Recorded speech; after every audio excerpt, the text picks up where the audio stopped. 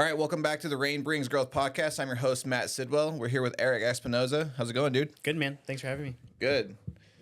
Cool, man. It was cool how we met. Just going to the gym, and you're obviously a really good videographer. I'm just helping out some people.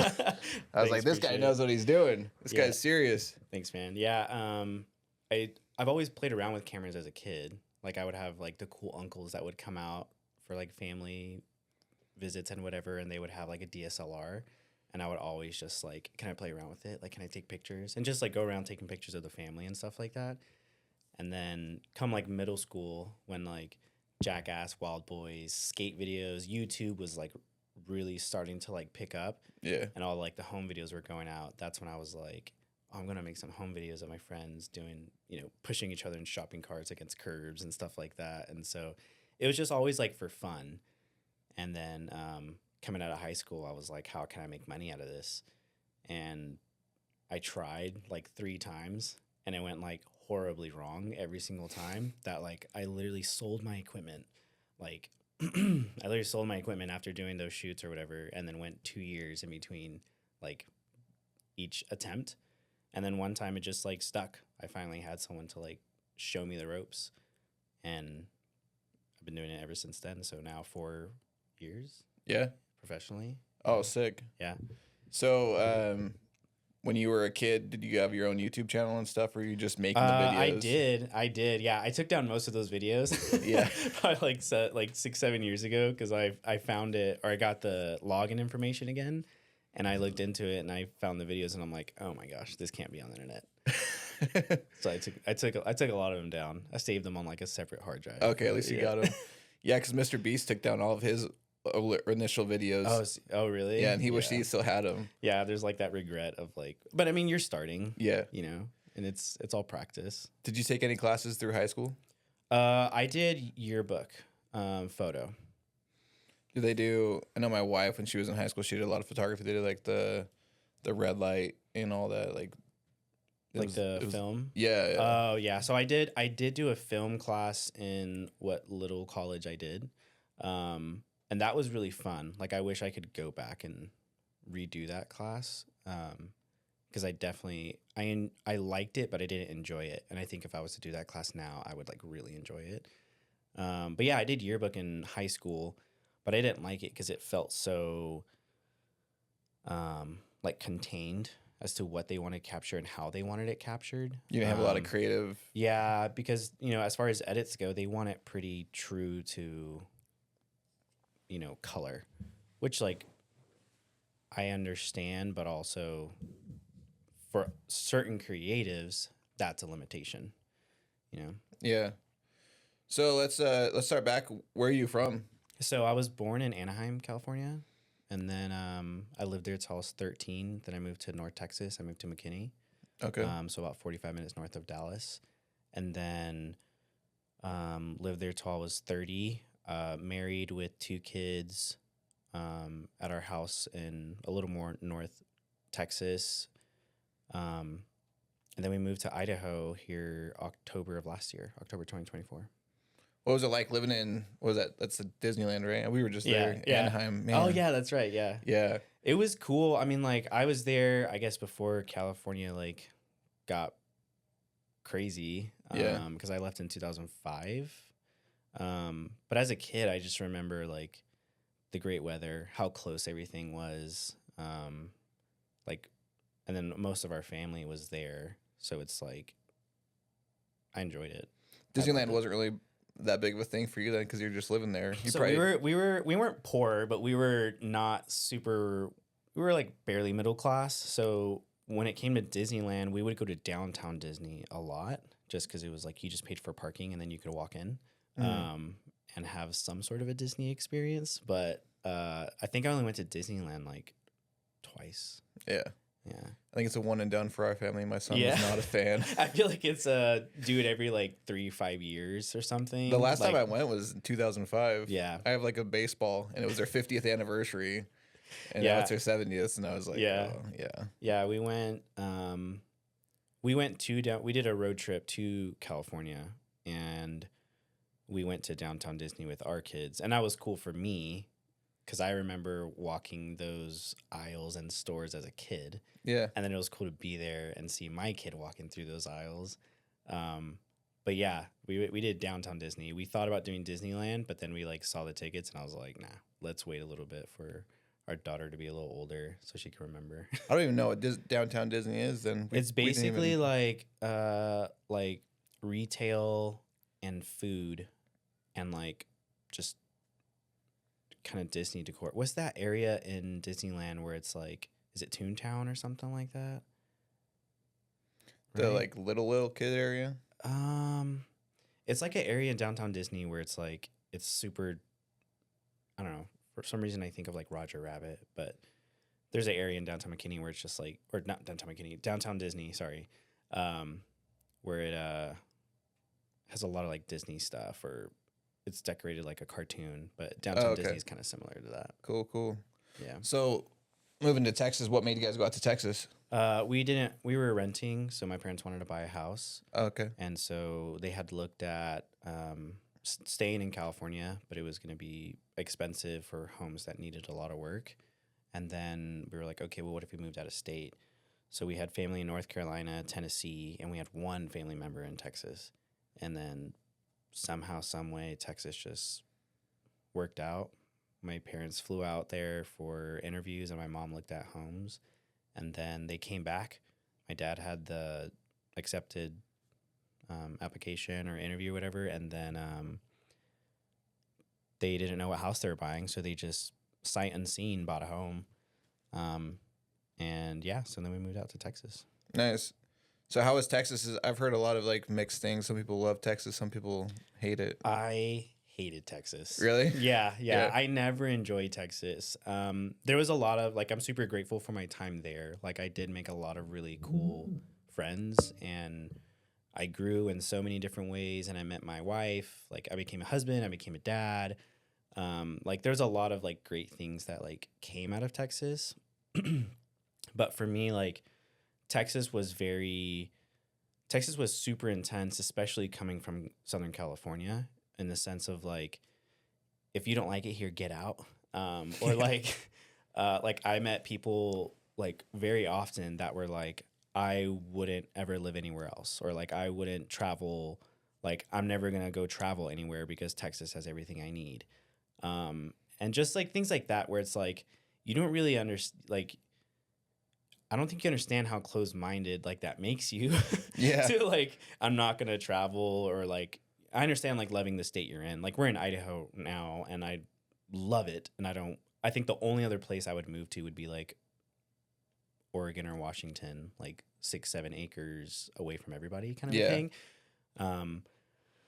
So I understand like loving the state you're in, but also like it was just super cultish that it's like, this is Texas, this is how we do it, blah, blah, blah. And it's like there was a lot of like aggression in Texas, like road rage and just like random acts from like random strangers. And the drivers were just crazy.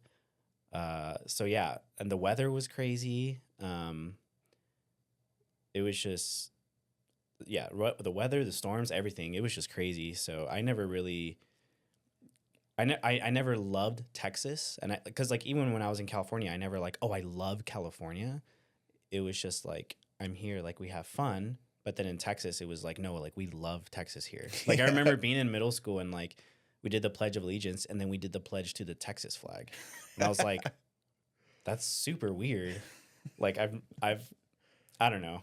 And so it was never my thing. Like I never fell in love with the state. Like I didn't enjoy what nature it had to offer was nice for what it was. But like when you come from Southern California or Northwest or something like that and you go to Texas, I would assume that when you see Texas nature, you're going to be like, oh, okay. It's just different. You know? Everyone I've ever met that actually lived in Texas has been through and through a Texan. Yeah.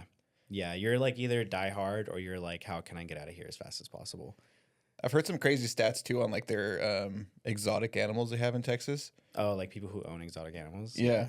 Yeah. Something about the tigers too. Like there's more tigers in Texas than there is in like some sanctuary or like most sanctuaries or something like that. Yeah. Yeah. I've heard stuff like that. I remember maybe 5 minutes, 8 minutes from my house, there was this person that had probably, I don't know, 15, 20 acres of land on a super nice house. But I remember driving by and looking, and I was like, that horse looks so weird, or like the shadows are so weird on that horse.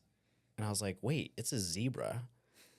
And it was just like and so I turned back around and I pulled up, and like the zebra was just like at the gate for this like mansion on like 15 acres. And I was like, this is so weird. So yeah, people definitely go out of the way to like buy interesting stuff. Yeah, I remember when they had that freeze a few years back. They had so many yeah. exotics die. Yeah. That was a huge That was thing. bad. Yeah, That was really bad. Oh, so you live in Texas back then? Yeah, I was right? there when it happened. It was either 2021 or 2020. Yeah. But yeah, because like Texas gets cold. Like I remember, like you have like the wind chill, or like yeah, you have like the wind chill, and so it would be. I remember it getting low to like 21, 28 around there, but then the wind chill would be like another like 10 degrees or something. But that storm, there was some Arctic storm that came through, and it was. I think the wind chill was like 8 degrees or something. It was like 13 degrees.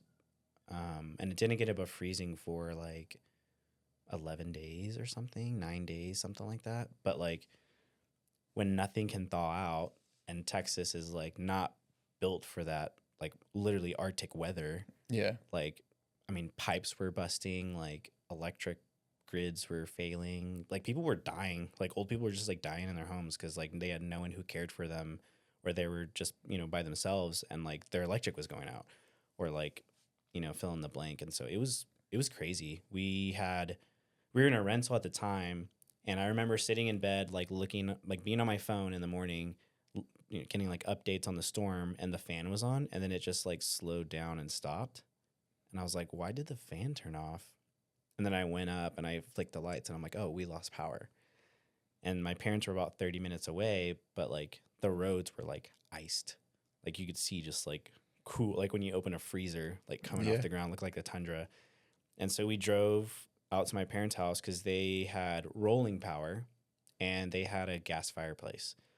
And so we're like, well, let's go over there. Like, let's, you know, till we figure out what's going on. And then my parents had a pipe bust, and it was like pouring from the wall and like all throughout like the house. And so then they didn't have water. And so we didn't have water, but then we had rolling power and the fireplace. But I mean, we stayed there for like 5 days just because we had to wait for stuff to thaw out. But it was gnarly. Yeah. So back at your house, was it all? It was all good. Like I had turned off the water. That morning that the power went off, I turned off the water, and we like let out the faucets, kind of a thing. Yeah. And so we had just hoped that nothing was like kind of stuck anywhere, but yeah, it was crazy. So when you got out of high school and you had tried your first, did you just go straight into photography then, right out of high school? Kind of. So I graduated 2012. In 2011, so I guess a little backtrack. In 2006, I went to a youth conference in North Carolina, and I got born again. And then in 2009, I had my grandmother who was super, super close to me. She's my grandmother of states. She was really, really close to me. She had passed away, and I was 15, 14 at the time. And I saw her take her last breath, and that was like huge. Like, what is this? And kind of questioning a lot. And growing up, you know, adolescent man, and so that like really shook me and kind of made me kind of go a different direction from what I was pursuing biblically. And so kind of went off on doing my own thing, and circle back to 2010 or 2011. I had like a relationship that was kind of weird, and I had like prayed about it for like the first time in a while. I was like, hey, like if this relationship isn't meant to be, like let it fall apart, but let it be your will. And then like the next day we broke up, and like she had initiated it, kind of a thing. And so that kind of pivoted me back into pursuing Christianity and Jesus. And shortly after that, like a month and a half, 2 months after that, I just felt like I needed to start a Bible study. Like I was just like, I don't know why, like I feel like I need to start a Bible study. And at the time there was, I don't know if they have it here in Idaho. I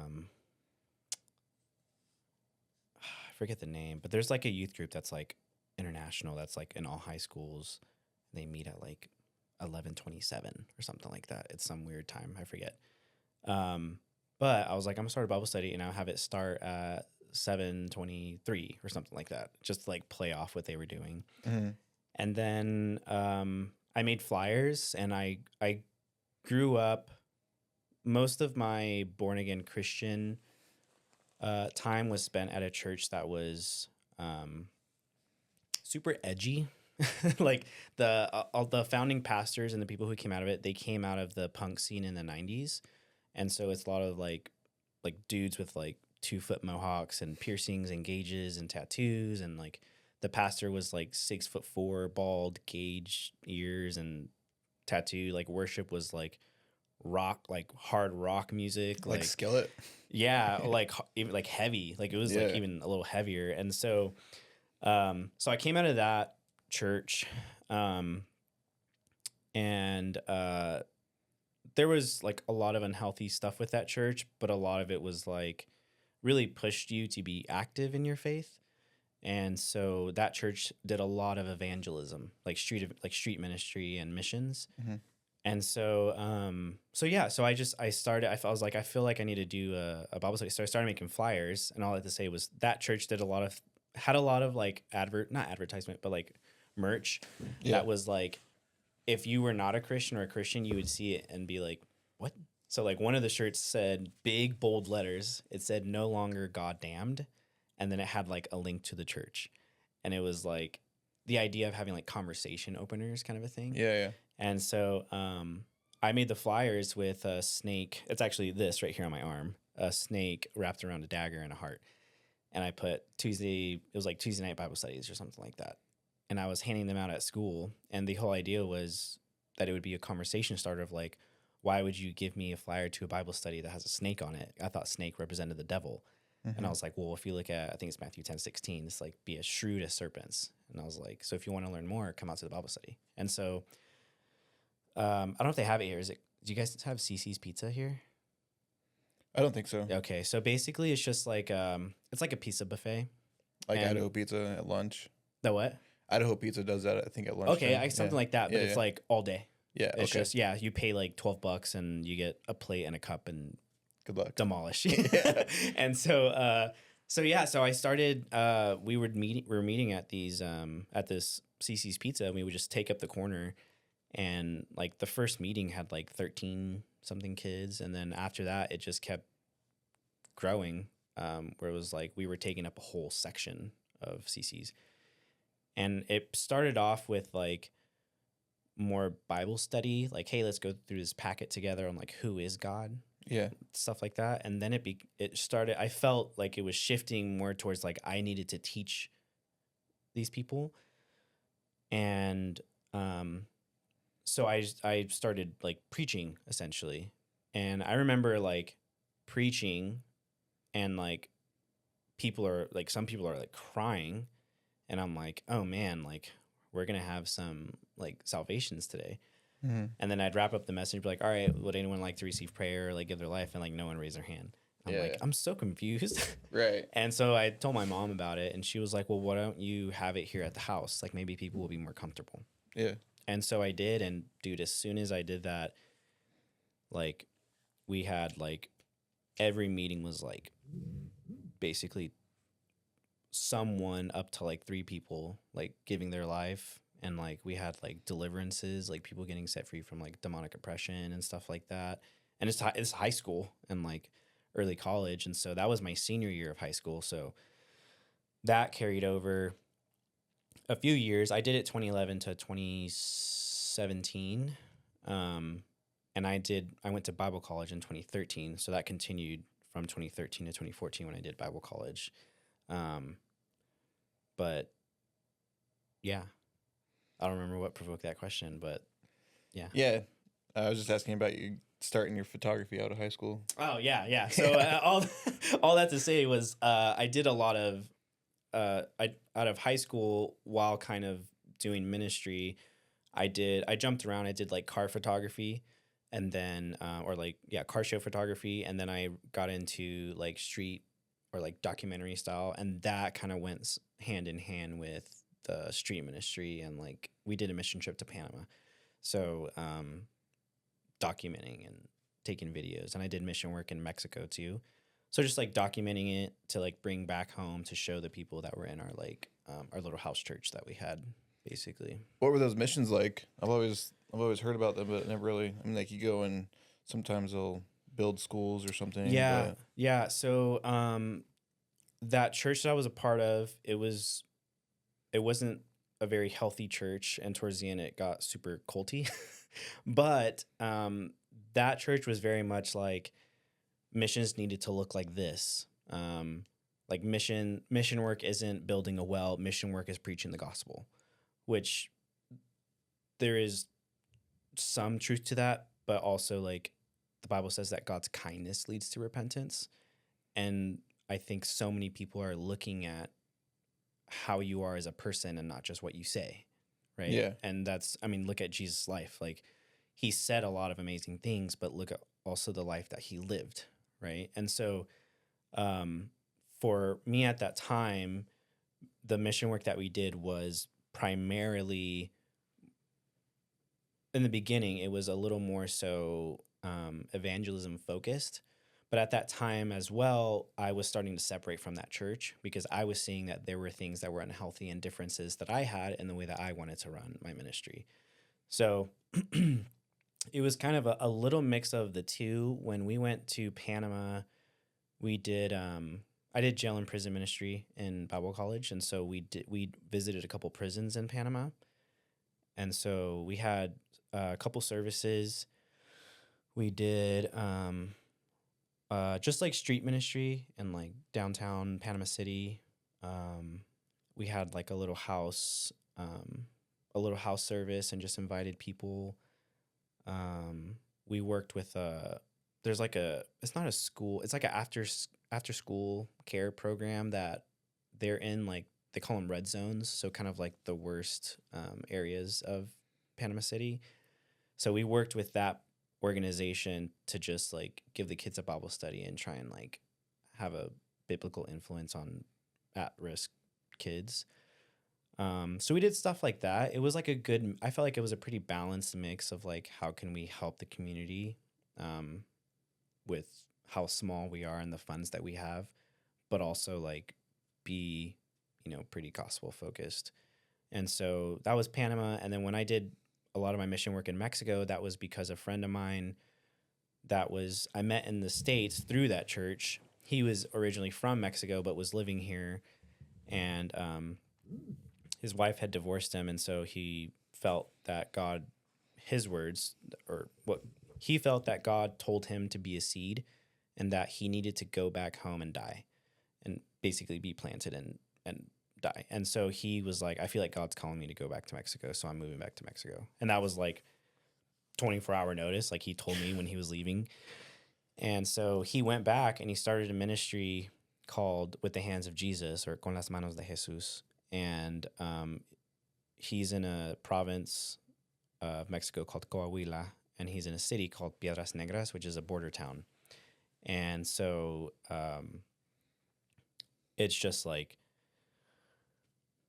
desert basically, and like people building homes on government land with like pallets and tarp and trash and just different, like lots of poverty, like crazy amount of poverty. And so he was just posting all these people he was meeting and asking for food. And he's like, oh, I remember seeing it like in the beginning, like we fed 17 people sandwiches today. And then like the next week we were feeding 35, and then just kept growing, where it was like, we made 100 plates of like enchiladas and stuff to feed people today. And I just saw it and I was like, dude, he's like killing it. Like God sent them out there to die to himself and humble himself and not be in the States, but go back to like poverty Mexico because God was going to like bring so much life out of him. And so, so I just saw what he was doing, and I had the house church at the time, and I was like, hey man, we've been taking tithes just to be engaged in tithes, but we haven't been funding anything. Like I wasn't getting paid. I was like, we haven't been funding anything. We've been using it to like buy more chairs or like buy coffee or something every now and then for the group. Yeah. I was like, but we are going to be tithing to you like going forward. And so we started tithing, and I would put like pictures and videos of who he was working with that week on our slideshow. That way people could see kind of like what their money was doing. Right. Because I could be like, hey, like we sent this much money and it fed 300 people this week, or it gave 50 people Bibles this week. And it felt a lot more tangible. And so I saw what he was doing, and I was, I think I was still in a super unhealthy relationship, but I was like, I think that relationship had ended, something like that. But anyways, I was like, I'm gonna go. Yeah, that's what it was. This relationship ended that it was like basically holding me back from going, because I was like, I want to go, and she was like, well, I don't want to go without me. Well, it was just this whole thing. So I was like, that relationship ended, and I was like, well, I'm gonna go to Mexico now and go work alongside my buddy. And so I got one of my friends. I was like, hey, dude, if we take the bus, round trip, it was like $100 or something like that. And I was like, our time there, like food is super cheap. Like, I don't think you're gonna need more than, I don't know, I said maybe like $300 or something like that. He was like, yeah, dude, let's do it. So we took the bus, we went down, and we worked alongside him and the people all the families and people on the streets and stuff like that he was working with. And it was just crazy cool. And yeah, it was like, I don't know, it's just like so cheap. It was like so cheap to be there and make such a difference. Cause like for a meal, it was 3 of us that had breakfast. We all ate like really good. And they were like, oh, do I need to split the bill? I was like, oh no, I'll cover all of it. And I paid it, and it was like $8.35 American for like 3 grown men. Wow. To have like a hefty breakfast. So it was really cool to like be somewhere where like, young adult, you're pretty broke, to go somewhere and like with what little money you have, you could really make changes and be present somewhere to like be used. I've heard some people say that they go on like a mission trip and they'll be crying, and it's not because they're sad for them. It's that they're crying because the people that have nothing are so happy, and then they realize in their own selves that they have so much and they're ungrateful. Yeah. Yeah. That's a huge, like, whenever someone is like, I don't know, I encourage people to like travel, because I think there's so much that you can learn about yourself when you get out of like your area.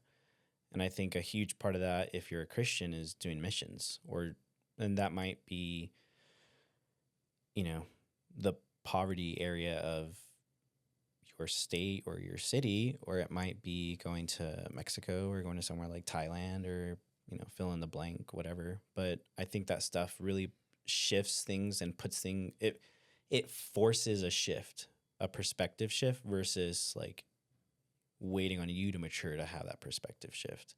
It kind of forces it, because you're right there face to face with like, this person makes $5 a week and he's like smiling ear to ear, and they're offering me their food that they can barely afford, and it's just like stuff like that you're like, you get like super undone, that you're like, man, like you're super grateful, appreciative, but you're like, there's so much more out there that is happening than what happens in my bubble. Yeah. And then I think it also can spark a passion to like, how can I be involved elsewhere to be a part of something, bigger than myself. Yeah. Did you ever feel any safety issues when you were down there in like the borderlands of Mexico? I know those are usually like the cartel areas. So when I went, things had calmed down a lot. 'Cause prior, my friend that was there, he was like, one part of that, like, I felt like God was calling me to die, was he was like, I know my area. He's like, and I know it's really bad. Like he had friends that were getting killed and like chopped up, put in boxes, dropped off on doorsteps, kind of a thing. Jeez. And so he was like, I know what the potential is there. And so, so by the time he got there, things were kind of dying down because it's kind of like, you think of, what is it, nomads, like people who like travel, right? Mm-hmm. You think of it like that. In Mexico, it's like, you know, this area doesn't really have any cartel presence, and then someone comes and then someone else takes over, and then maybe it shifts and it moves, and it's just kind of weird dynamic. And so where he was at, it was just dying down, and I guess good timing because he was there and doing missions and stuff like that. And as weird as it is, a lot of from what I understand, not all, but certain cartel groups actually have like respect for people who take care of the community, and they'll like help or like tell other people like, hey, like we don't, like you don't touch them, or like anyone who touches them, like take care of them, kind of a thing. So it's kind of interesting how that works too. But by the time he went, there wasn't any like real danger like that. There was one instance, one time that I went that I was a little uncomfortable. It was just kind of like we were close to a rougher neighborhood later on in the evening, and we were driving through like at night, where it was like, we shouldn't be driving through here at night, kind of a thing. But it also, like, things have been changing where it's like, we're okay. It's like, we're okay. We were okay, obviously. And, but it was like, we technically shouldn't be here this time. Yeah. I have a buddy that he guides hunts, and so he hunts in Utah, but then he goes down to, I think, Sonora, Mexico, somewhere in there. He drives down he's in southern Utah already, so he drives to Mexico. But he was just telling me, he's like, yeah, we got to go through these cities, and every time we just tell the people that are the clients and stuff, like, bring extra money because we just have to pay the toll to go through the cities. It's a part of our fees. We got to pay. Yeah. But like they won't bother us. We just need to pay to go through the city. Yeah. So. Yeah. It's weird. 'Cause like my dad's from Mexico, my mom's from Panama. That was what made Mexico and Panama mission so easy. Oh, cool. Yeah. But where my dad's from a different state in Mexico, and I remember one time that we were visiting often. We were going like almost every year or two or something like that. And I remember one year things were getting kind of hot and pretty close to where my grandpa was, and it was like 2 weeks before we got there.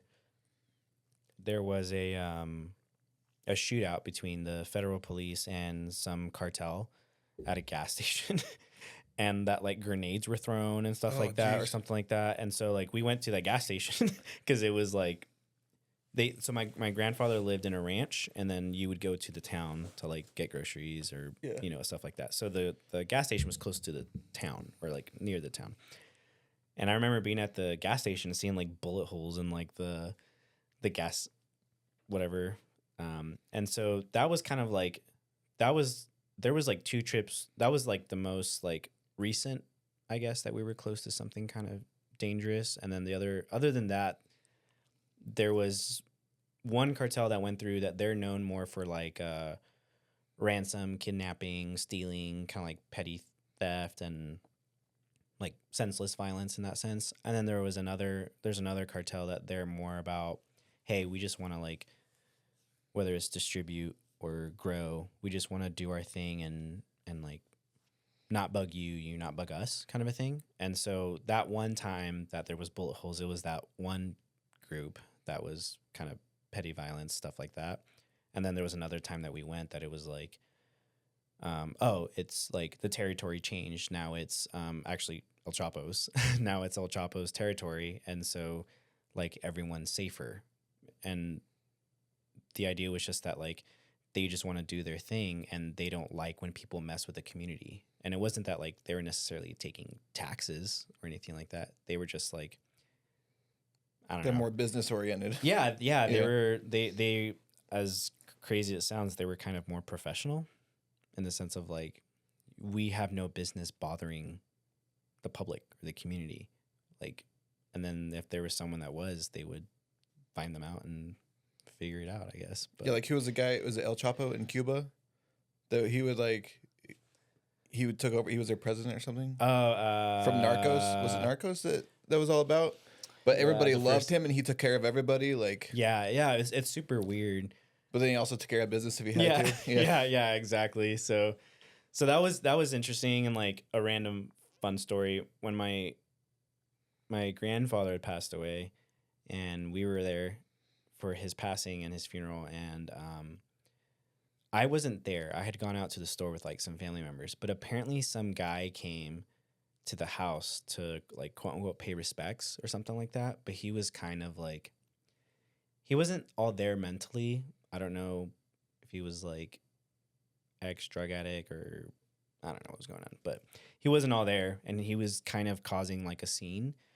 And I don't know who made the call, but I guess someone made a call, or perfect timing. These guys who were part of the cartel that I guess knew of my grandfather and had a lot of respect for him or something like that. I don't know. They heard that someone was causing a disturbance at, a time of mourning at my grandfather's house.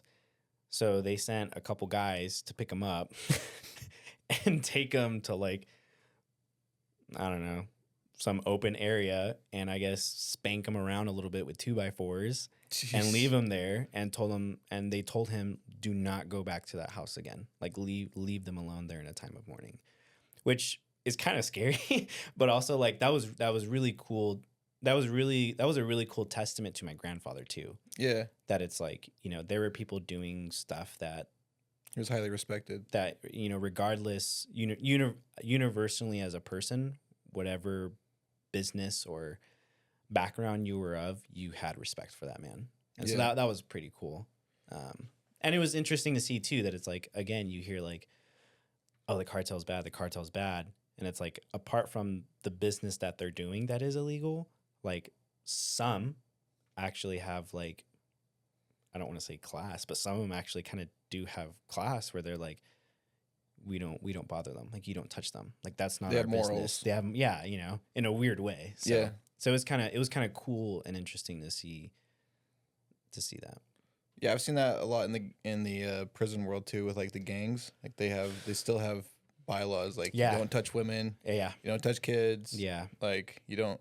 Some of them they won't do violence in front of their wives or kids or something, right? Yeah. But yeah, that's crazy. How was it going into those third world country prisons?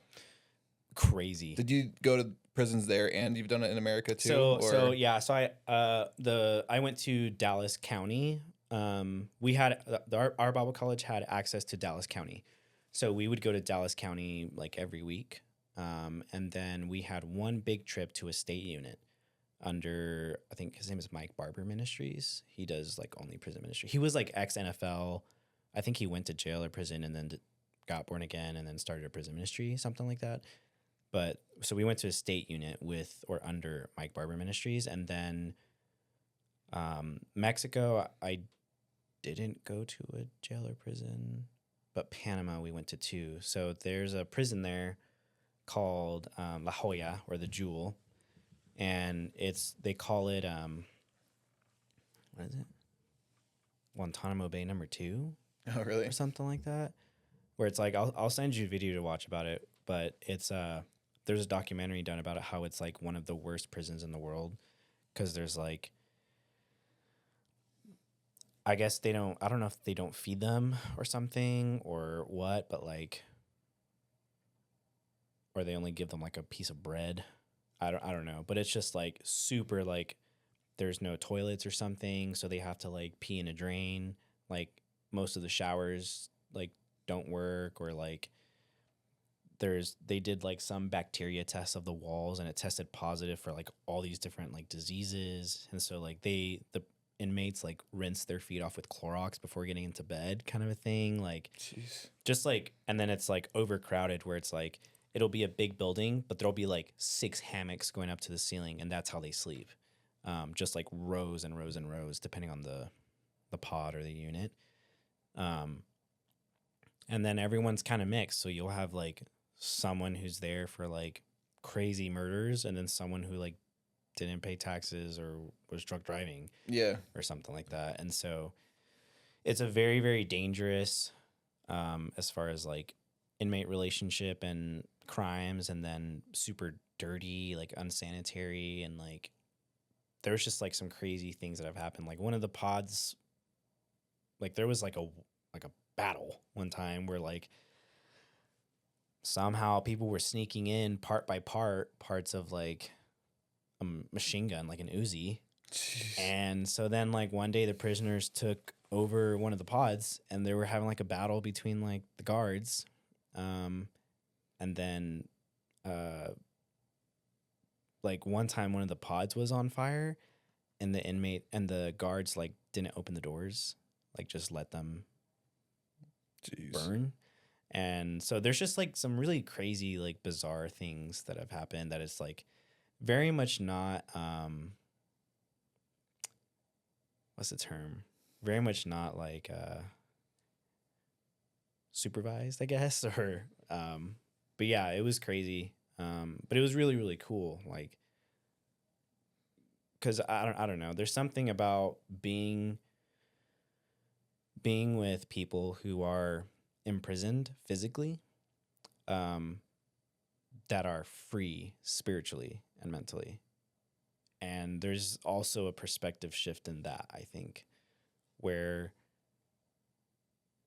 you can be around someone the same way you can be around someone in poverty and see how happy and like joyful and grateful they are. And you be with someone who's an inmate who they're there for another 20 years or whatever, but they are like, man, like God set me free.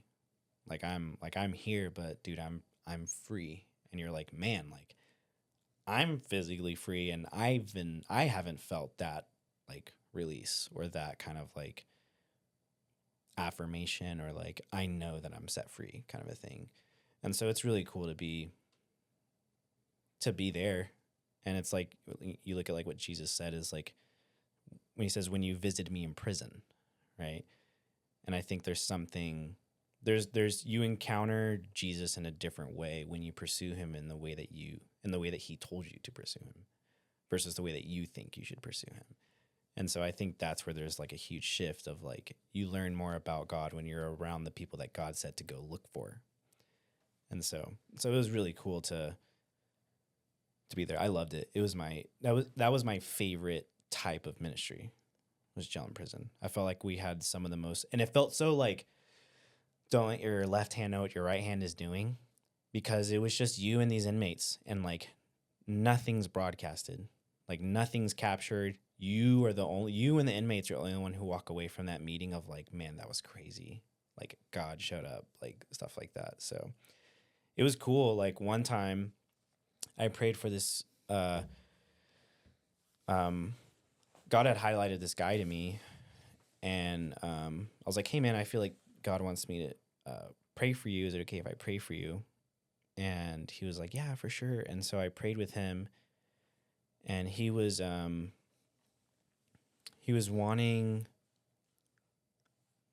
something like he had gotten his girlfriend pregnant before he went to jail, didn't know if she had kept the baby or something like that. He's like, I just want my daughter to be alive or something like that. I just want my kid to be alive. And so we prayed about it, and I was like, you know, Lord, that if she hasn't had an abortion, that you would keep her mind, you know, pure and to you, kind of a thing, that you would, you know, let her keep that baby.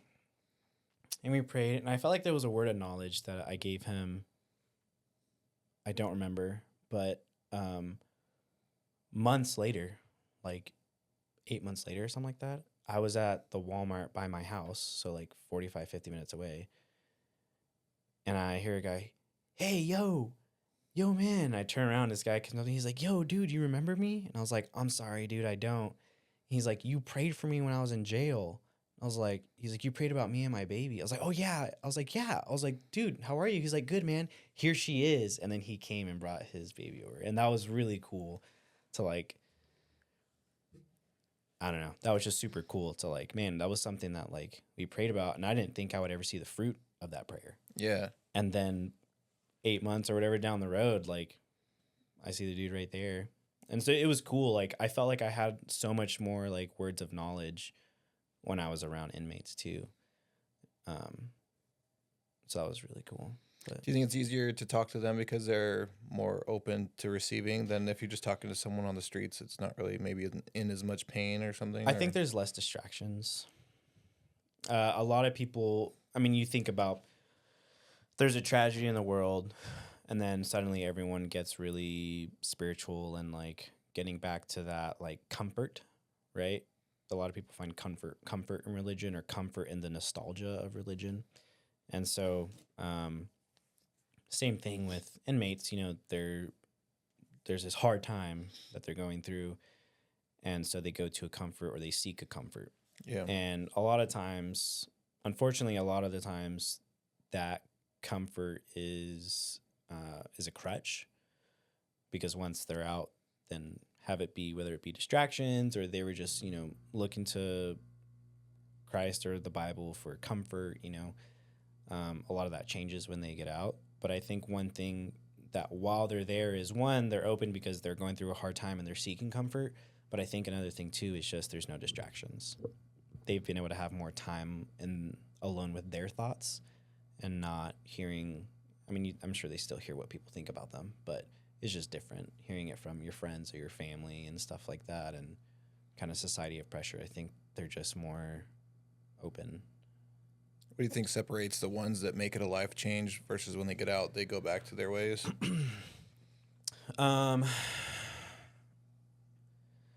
It's hard to say, because for me, like there's been times where I'm like, oh, I'm never going back to XYZ, and I did.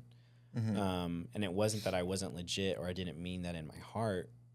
I just wasn't prepared to take on what was out there. And so I think I'm a huge believer of when someone becomes a Christian, showing them in a practical sense of how to be a Christian in an ungodly world, and not in the sense of like every person you meet, you have to say, God bless you or something like that, or just that cheesy way, but just the practical things of like, let me teach you about like how to make a job application or the process of applying for a job. Like, let me teach you about doing your taxes, or let me teach you about, you know, just like practical things, but also like in the natural, but then practical things in the spiritual too, of like, if you want to say that you're going to wake up every morning 6 a.m. and pray for an hour fervently, like that's fine, but like that's not sustainable necessarily, like coming out the gate. Right. And so I think that's one thing, is just like having them set like practical expectations in the physical and in the spiritual, and like having those boundaries, like, hey, when you get out, like you shouldn't go back to your friend group. You should look for somewhere else to stay. You should look for somewhere else to be, blah, blah, blah. And then in a spiritual sense, like you should be plugged into a church, or, you know, get into a church, get into a men's group, you know, get in, you know, find a Facebook group for Christians in your area and start, you know, just like resetting, you know, resetting that, because I think that dictates so much whether a person continues or not. Yeah, I think you're right. The people that they surround themselves with, the environment, maybe when they were in prison, they were also with that same group of people that went to the church with them or whatnot, and then they get out and now they're by themselves, and it's easier for them just to go back to their old friend group than to find a new group. Yeah. I go to a ministry on Thursday nights, and it's pretty much like half ex-inmates in there, and then they have a whole room in the back for people that get out of prison. They have like a bunch of clothes and everything like that. That's it. And it's in a tattoo shop, and he's like, nice. It's easier for someone to come to a tattoo shop than it would be for them to go to a church. Maybe for someone getting out, you know, they can relate. Or then he also says, like, when someone's sitting in my chair, I have a couple hours to minister to them. They can't go anywhere, really. Like, they're under the needle. But he's like, and then he's got, you know, face tats and everything. He's Yeah. like, a lot of people just would be scared of me or whatever. Mhm. But then there's also people that would be It's attracted inviting. to Yeah, me, it's inviting. Yeah. and I could now open up to them versus, you know, some straight edge Mhm. pastor guy Yeah. that they wouldn't feel comfortable going to. Yeah. So I think definitely surrounding yourself with the right people too, because I feel like a lot of adults, like, you just get either to a point where you're lonely. It's like you and your wife and your kids, and that's okay. But I still feel like men need to have other men that they can turn to, 100%. 100%. because you're just not gonna open up to your wife. Yeah. How can you ask your wife how to be a man? Exactly. You know, Yeah. Or to understand like your thoughts as a man, right? Yeah, because like the pressures, and it's like, yeah. you know, What was it like for you when you became a dad for the first time? oh, it was crazy. It was, I've like always wanted to be a dad. Like I wanted to be a young dad. Like I wanted to be like 22 and a dad, but thankfully that didn't work out. But man, it just like, it shifted a lot for me, where like work wise, because we had our son. I wasn't doing photo or video at the time, and I was getting coffee with some friends, and they were talking about how much money they're making, and I'm like, man, I have like $35 in my bank account, and I have a newborn. And one of the guys there, he has a media company. And he was like, I'm making this money, but I'm like super overwhelmed with edits, blah, blah, blah, blah. And then my other friend was like, well, why don't you ask Erik to help you edit? He was like, I don't know. Like, do you like that stuff? And I was like, I mean, I've edited videos before. I was like, just give me, you know, a little bit of a learning curve to learn the program. But other than that, like, I'll take it on. And if you like it, cool. And if not, no biggie. Yeah. And I did that video for him and he liked it. And he was the one who kind of took me under his wing in the professional realm. And I remember I was working on a video for him shortly after that first one, and I had my headphones on. I was in the dining room. I was editing, and then my wife was with my son in the living room, and she was just kind of on the floor, like tickling him, and I took my headphones off. I walked over. I interacted with them for a little bit, and then I came back, put my headphones on, and got back to work.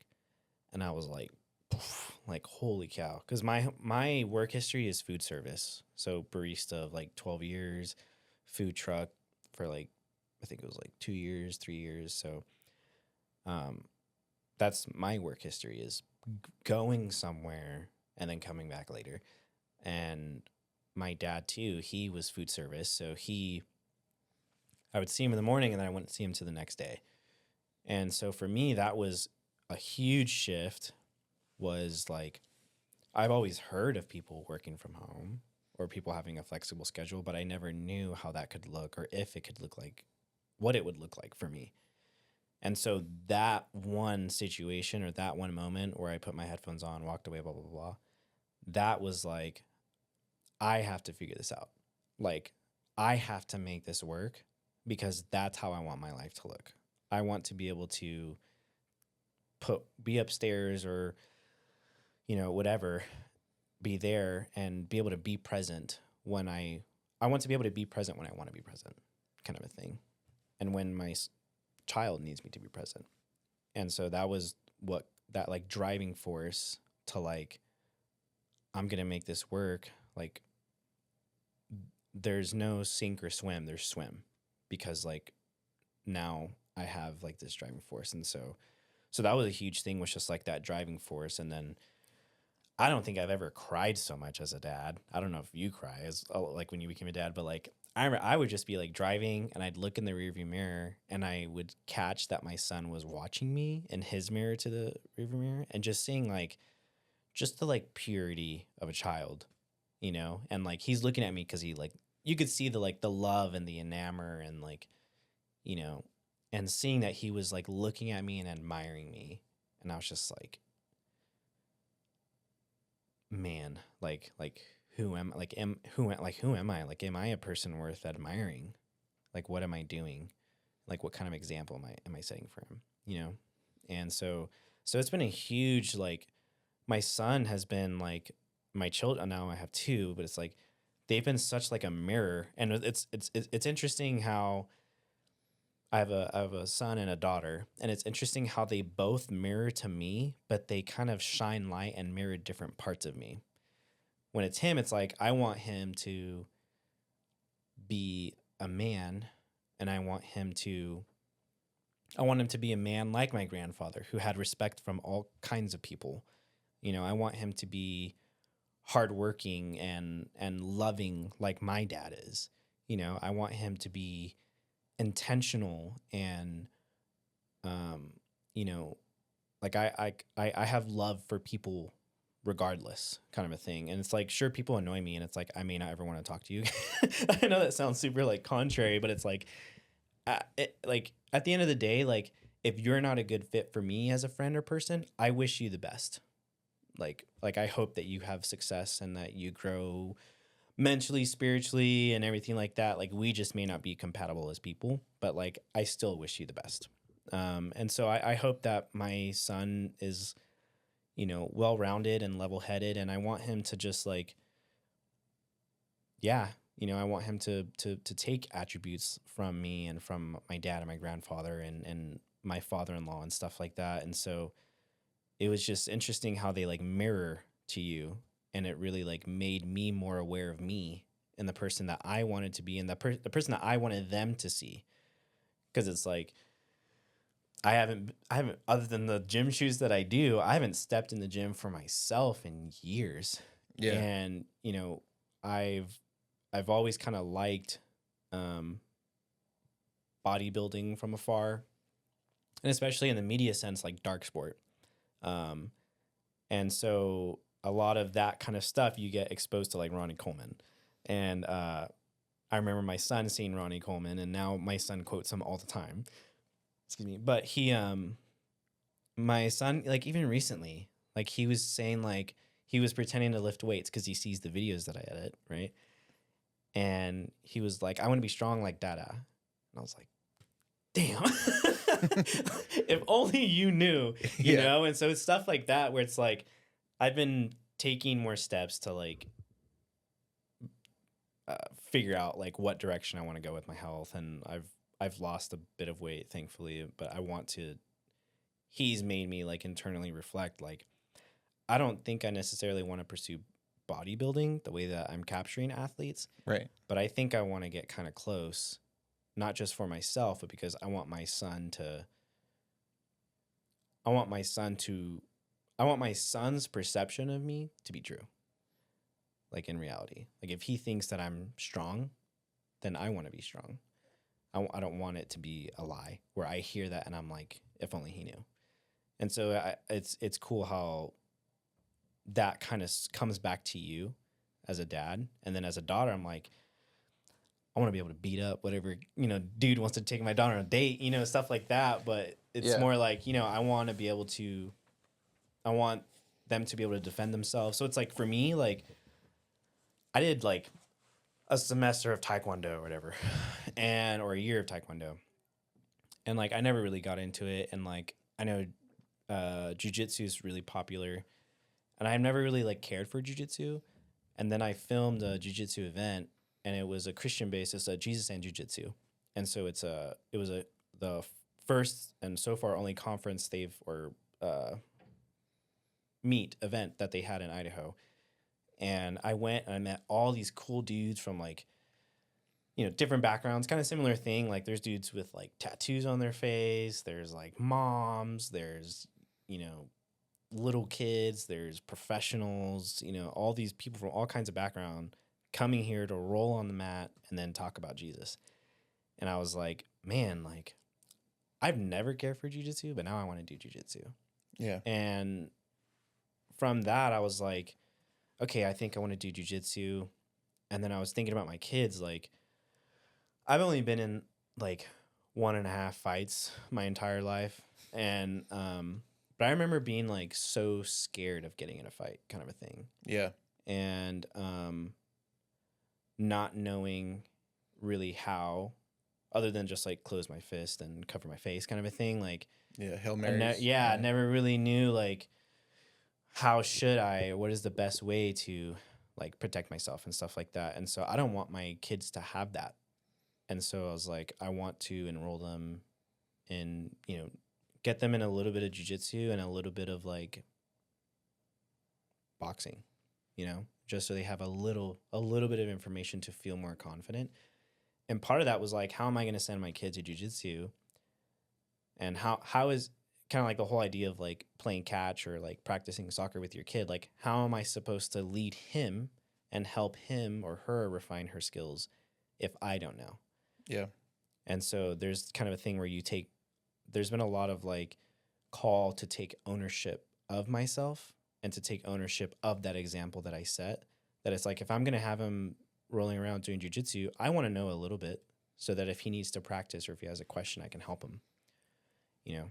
And so just stuff like that, where it's like, I don't want my fears to be my children's fears, where it's like, I was scared of like climbing too high or certain bugs, like picking up bugs or like picking up like certain animals, kind of a thing. That it's like, it's not that the animals were scary, it just like freaked me out. And so that's one thing where it's like, I remember my son would see a bug in the house and be like, ew, look at that. Like, scream, like, no, dude, like, let's look at it. And like, with a curious mind. Yeah, you know, trying to get him to be curious and like, you know, just a good steward of nature. You know, like that was something that I talked to him about yesterday was, you know, God calls us to be stewards of animals and stuff like that. And so we were, like there'd be a bug on the ground. I'm like, oh, dude, look, isn't that cool? He's like, no, it's scary. I'm like, no, it's cool. Like, let me show you. And it's a bug I didn't want to pick up. Yeah. But I was like, look, and I grabbed it and I put it on my hand. And then in that situation, seeing him go from like, oh, it's scary to like, whoa, look at the legs and like giggling and laughing. And I'm like, all right, let's go take it outside so we can live forever. That's our thing. Yeah. If there's a bug in the house, we take it outside to live forever. And so just stuff like that, where it's like, you know, I want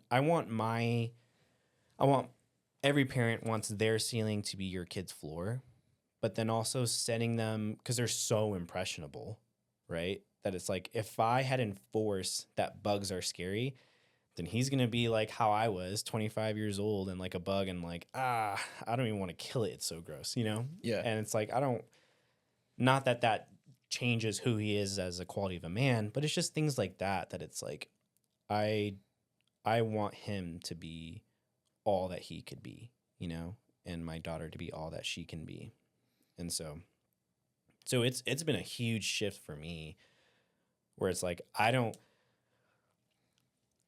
like, in the pursuit of Jesus, you learn a lot about yourself and where you lack and where you want to be. But I think in the pursuit of being a good father too, which in a similar sense is the pursuit of Jesus still. Yeah. You still, I feel like I've learned so much and have had so much light shine in like different compartments of my heart and my psyche that I think it's the most like internal reflection I've ever had, being a dad. Yeah, that's huge.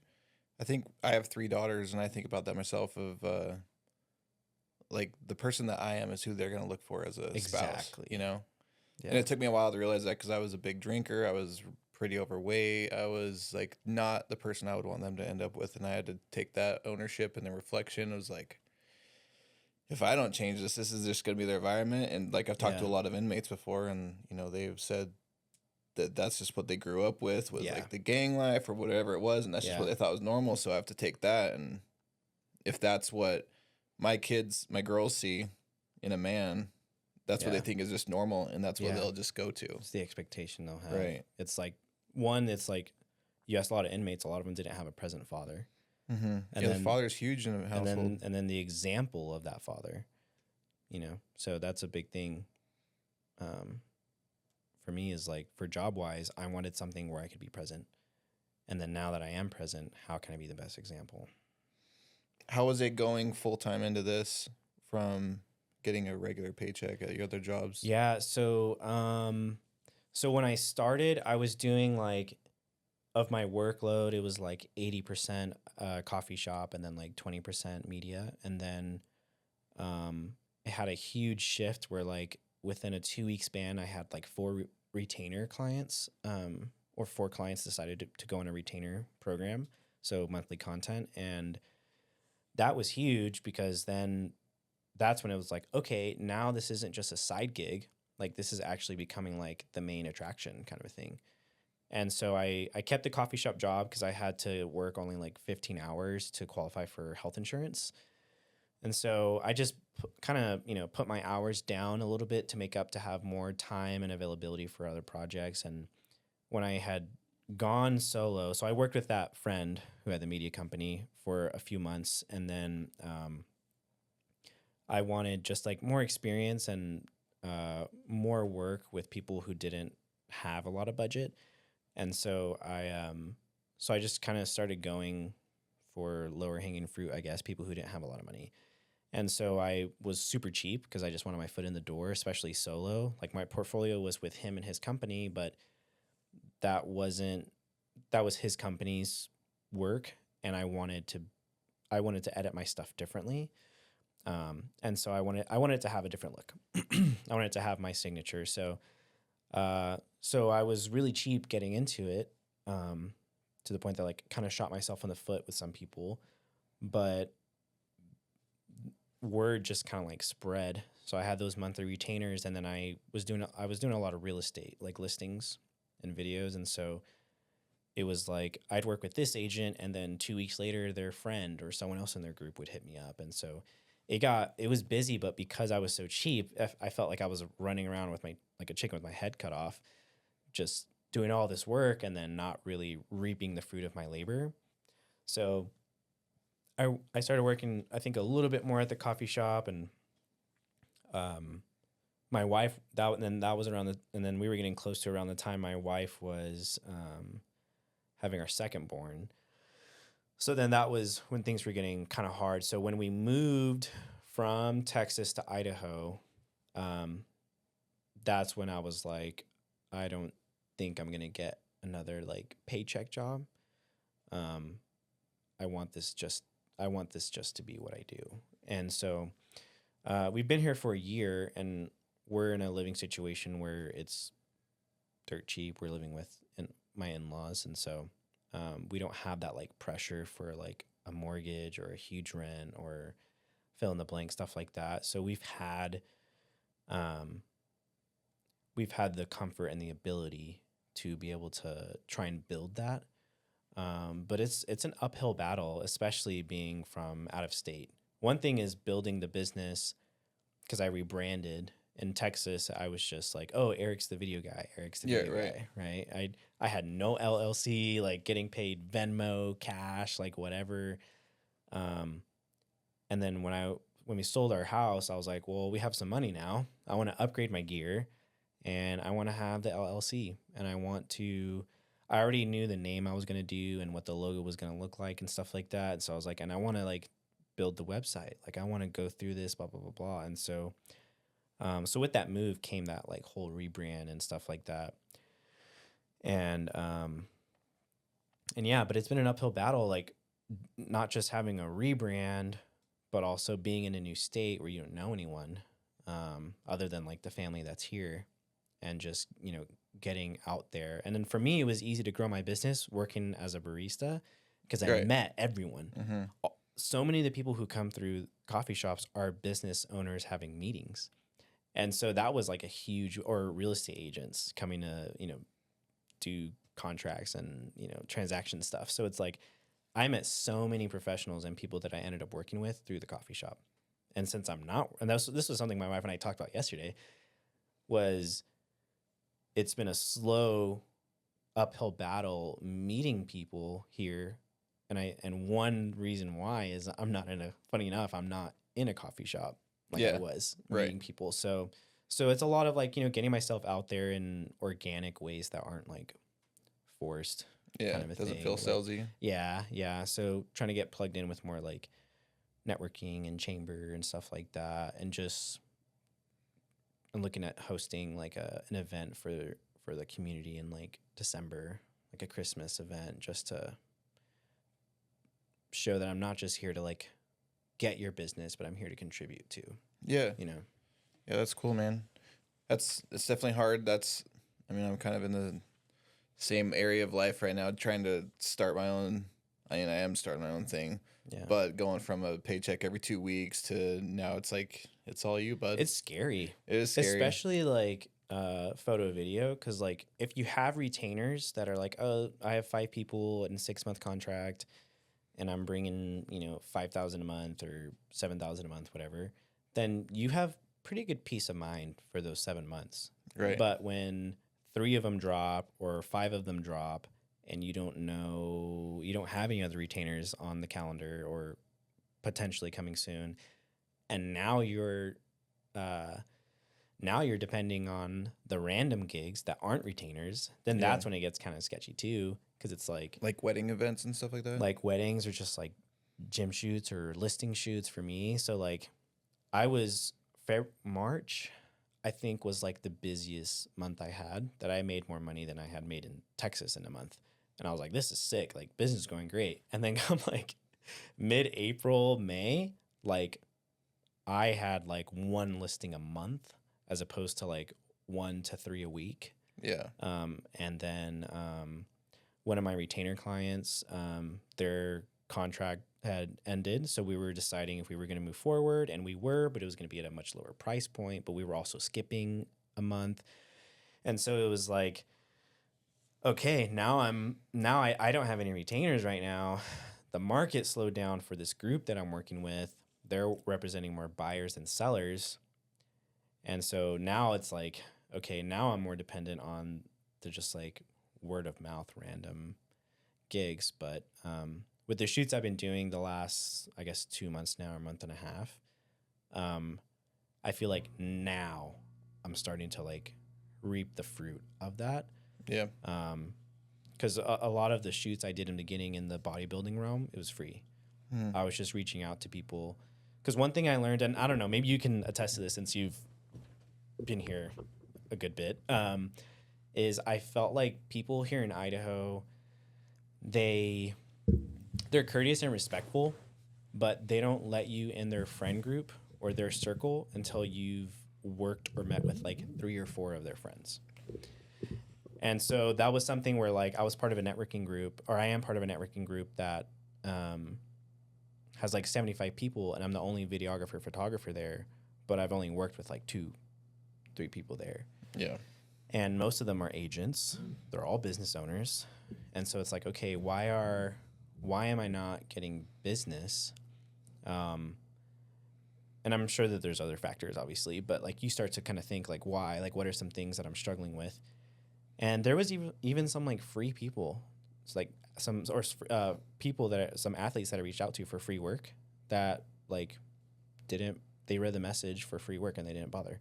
Yeah. And it's like, if you don't like me, that's fine, you know? Yeah. But it's like, it's kind of crazy. So I was coming to the realization that this area, whether it be Idaho or, you know, Canyon County, whatever, is that it's very different from Texas in the sense of people over there are very, really open in a way. I don't know how to explain it, but it was just easier. Like if there was a group of agents that I hadn't met before and we hit it off before, you know, within those first 2-3 weeks, I was doing a listing for them. Yeah. And out here, I've met tons of agents, and I've had tons of agents follow me or on Instagram or anything like that, and like nothing. And so it's just been interesting trying to like, so that was a big reason why I did the free stuff in the bodybuilding world. Was I've always liked dark sports like media and just that dark, grungy, gritty, like media. And I was like, that was the one thing that made bodybuilding attractive to me. Other than that, I was like, I think it's pretty funny how they stand up there and do their hands and guys are wearing thongs. Like I thought it was, it was pretty like comical to me. Yeah. But then I saw dark sport and I'm like, holy cow, this is like badass. And so, so I was like, I did a couple bodybuilding shoots in Texas. Well, it was clothing or supplement focused with athletes. Right. And those were the gigs that I walked away from. And like in my car, I started editing because I was like so excited to work on it. So rewind 3 months ago, I'm like, you know, work has died down a lot. I don't like real estate stuff is easy for me. So it's kind of like my go-to to like work with agents. But it's not my favorite work. And so I was like, well, what is the kind of work that I like? And that Jesus and Jiu-Jitsu thing that I did, like, I loved that. And then I remember thinking back in Texas to the athletes that I worked with. And I was like, I've always wanted to do something like dark sport-esque, but my version. And so I was just like, I'm going to reach out to people and offer free work, but the only stipulation, or one of the main stipulations, is that you have to meet with me for coffee or lunch. That's it. Because I feel like I'm a person where I can walk into a room and I can walk away with 5 friends. I have very, very few enemies. And so, not that I'm this amazing person, but I'm just friendly, outgoing. Typically, someone can find some quality in me that they like, or there's some sort of topic that we can talk about that shows that I can have interest or, some sort of relationship with you. Yeah. So I was like, if I can get them to take the chance to sit in front of me, I think I'll be able to get more relationships. And even though it is kind of manipulated, like, here's the free gym shoot, but you have to meet with me. I was, kind of upfront and honest with everyone. And I kind of explained to them what I told you. It's like, hey, I'm having a hard time getting integrated into the community here. And I don't feel like people are taking a chance on me because they don't know me. And I want people to get to know me. Yeah. And I know that I could be vetted into circles if people see me with you. And I was just straightforward, like, hey, like, this is why I'm asking to meet you. Like, I think you're an incredible athlete. I think you have, a lot of potential, blah, blah, blah, blah. And not like BSing, like, hey, like, because I specifically reached out to certain people. Some of it was strategic in the, what is their follower? What kind of influence do they have? Like, who are they connected to? Businesses or brands, stuff like that. But a lot of it too was just like, there's a lot of potential for who you are. And then, you seem like a friendly person. Like, you seem like someone I would probably get along with. So just started reaching out to people saying like, hey, I wanted to offer you a free shoot. Like, I'm new to the state. I'm trying to get integrated into community. I want to grow my business. And as much as I know I'm worth getting paid for my work, at this point, I'm ready to bite the bullet to expedite this process of being integrated into the community, that I'm going to do some free work. And I was like, I'm not doing free real estate because I already have so much portfolio for real estate. If you're an agent, you don't want to work with me, all right, that's fine. Yeah. Like, there's plenty of work. I'm not going to do free work anymore for real estate agents. And so I reached out to several bodybuilders. I reached out to a tattoo artist and a gym owner, so still kind of athletic, but just offered a bunch of free work. And it's just been really cool. Like, I was thinking about it today. My inspiration for bodybuilding and a lot of media stuff in general has been dark sport. And I got connected with Corey Lindner, and I had just reached out to him, and I was like, hey man, like, I know you're a trainer, but curious if you'd be interested in a free gym shoe. Kind of gave him my spiel. He was like, dude, this is super cool. Like, yeah, let's connect. He's like, it's show season, so I'm barely in town right now, but when let's figure something out soon. Yeah. And then I saw that he was in town a few weeks later. I was like, hey dude, are you in town? Can we do our shoot? He was like, yeah, dude. Like, I was filming his housemate Chelsea Rogers on a Monday. He was like, you're filming Chelsea on Monday? Yeah. He's like, okay, cool. Let's do something on Monday. I'm going to bring one of my athletes, Kerrigan. I was like, okay, cool. And I remember hearing about Kerrigan.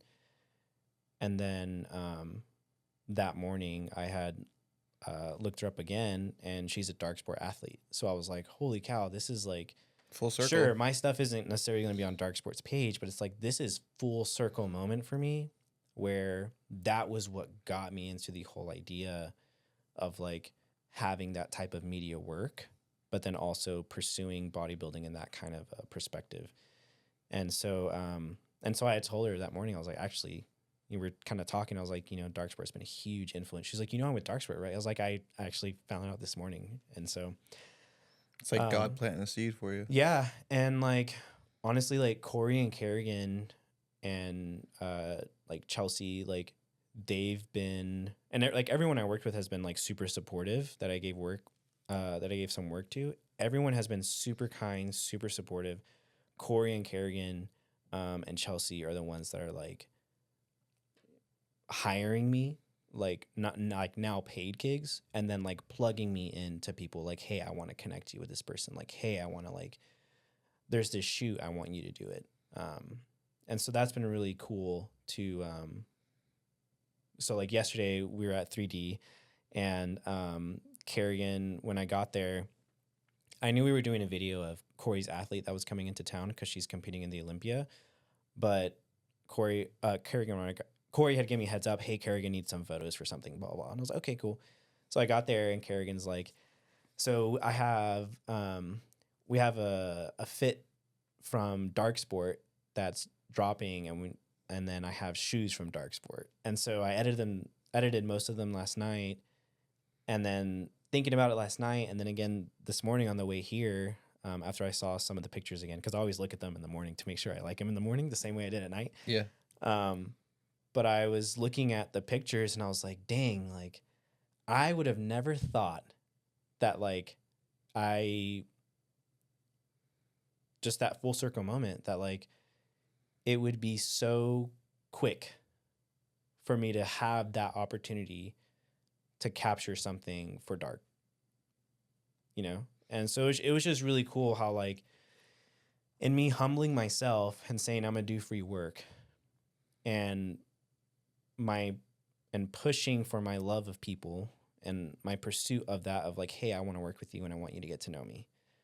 And just taking, humbling myself and doing that, just like how many doors like it opened. Yeah. And like opportunities it gave, and like kind of like check marks on your bucket list, I guess, Right. Like, so it's been really, really cool. Because you weren't greedy and you were willing to take a temporary sacrifice. For and that was a hard thing to kind of a hurdle here when we were in Idaho. Was in Texas, I was so cheap that I was like, when I'm in Idaho, I told my wife, I was like, when I'm in Idaho, I'm not going to be the cheapest. Like, I'm tired of being the cheapest and like running around like a chick with my head You're cut more off. valued too. Yeah. And so that was a hard thing here too, and I think a lot of it too was the area was, a lot of people in Canyon County, not a lot of people in Canyon County, but a lot of people that I was reaching out to in more like southwestern Canyon County, I guess, they didn't have the means to have a production, Yeah. And so, so that was a hurdle for me, was like, I'm not going to do free work. I'm not going to do free work. I'm not going to do cheap work because I have a portfolio. But a big thing too was I upgraded my camera substantially. Yeah. That I was like, my stuff looks almost completely different, that I need more work with my new setup. Yeah. And so I had paid gigs, and that was what kind of helped build up that portfolio. But I felt like it was hard to convince people to take a chance on me, even though I had a portfolio, I had a website, I had a business, blah, blah, blah, blah. They'd met me in person. I still felt like people were taking a chance on me when they were using me, rather than coming to me and saying, hey, I want to work with you. And so, just like, like I said, expedite that process. I was like, I want more portfolio, and I want to get integrated in the community. So I'm going to do free stuff. And then I've had people that don't follow me or aren't friends with Facebook, or aren't friends or Facebook friends, like reach out to me and be like, hey, I want to book a shoot. So it's been really cool to kind of have that, see the fruit of it now. Yeah. Of just that humbling. You humble yourself, you'll be exalted. And I think I'm seeing a little bit of that. That's awesome, man. Did you ever think you'd come out to Idaho? No, absolutely not.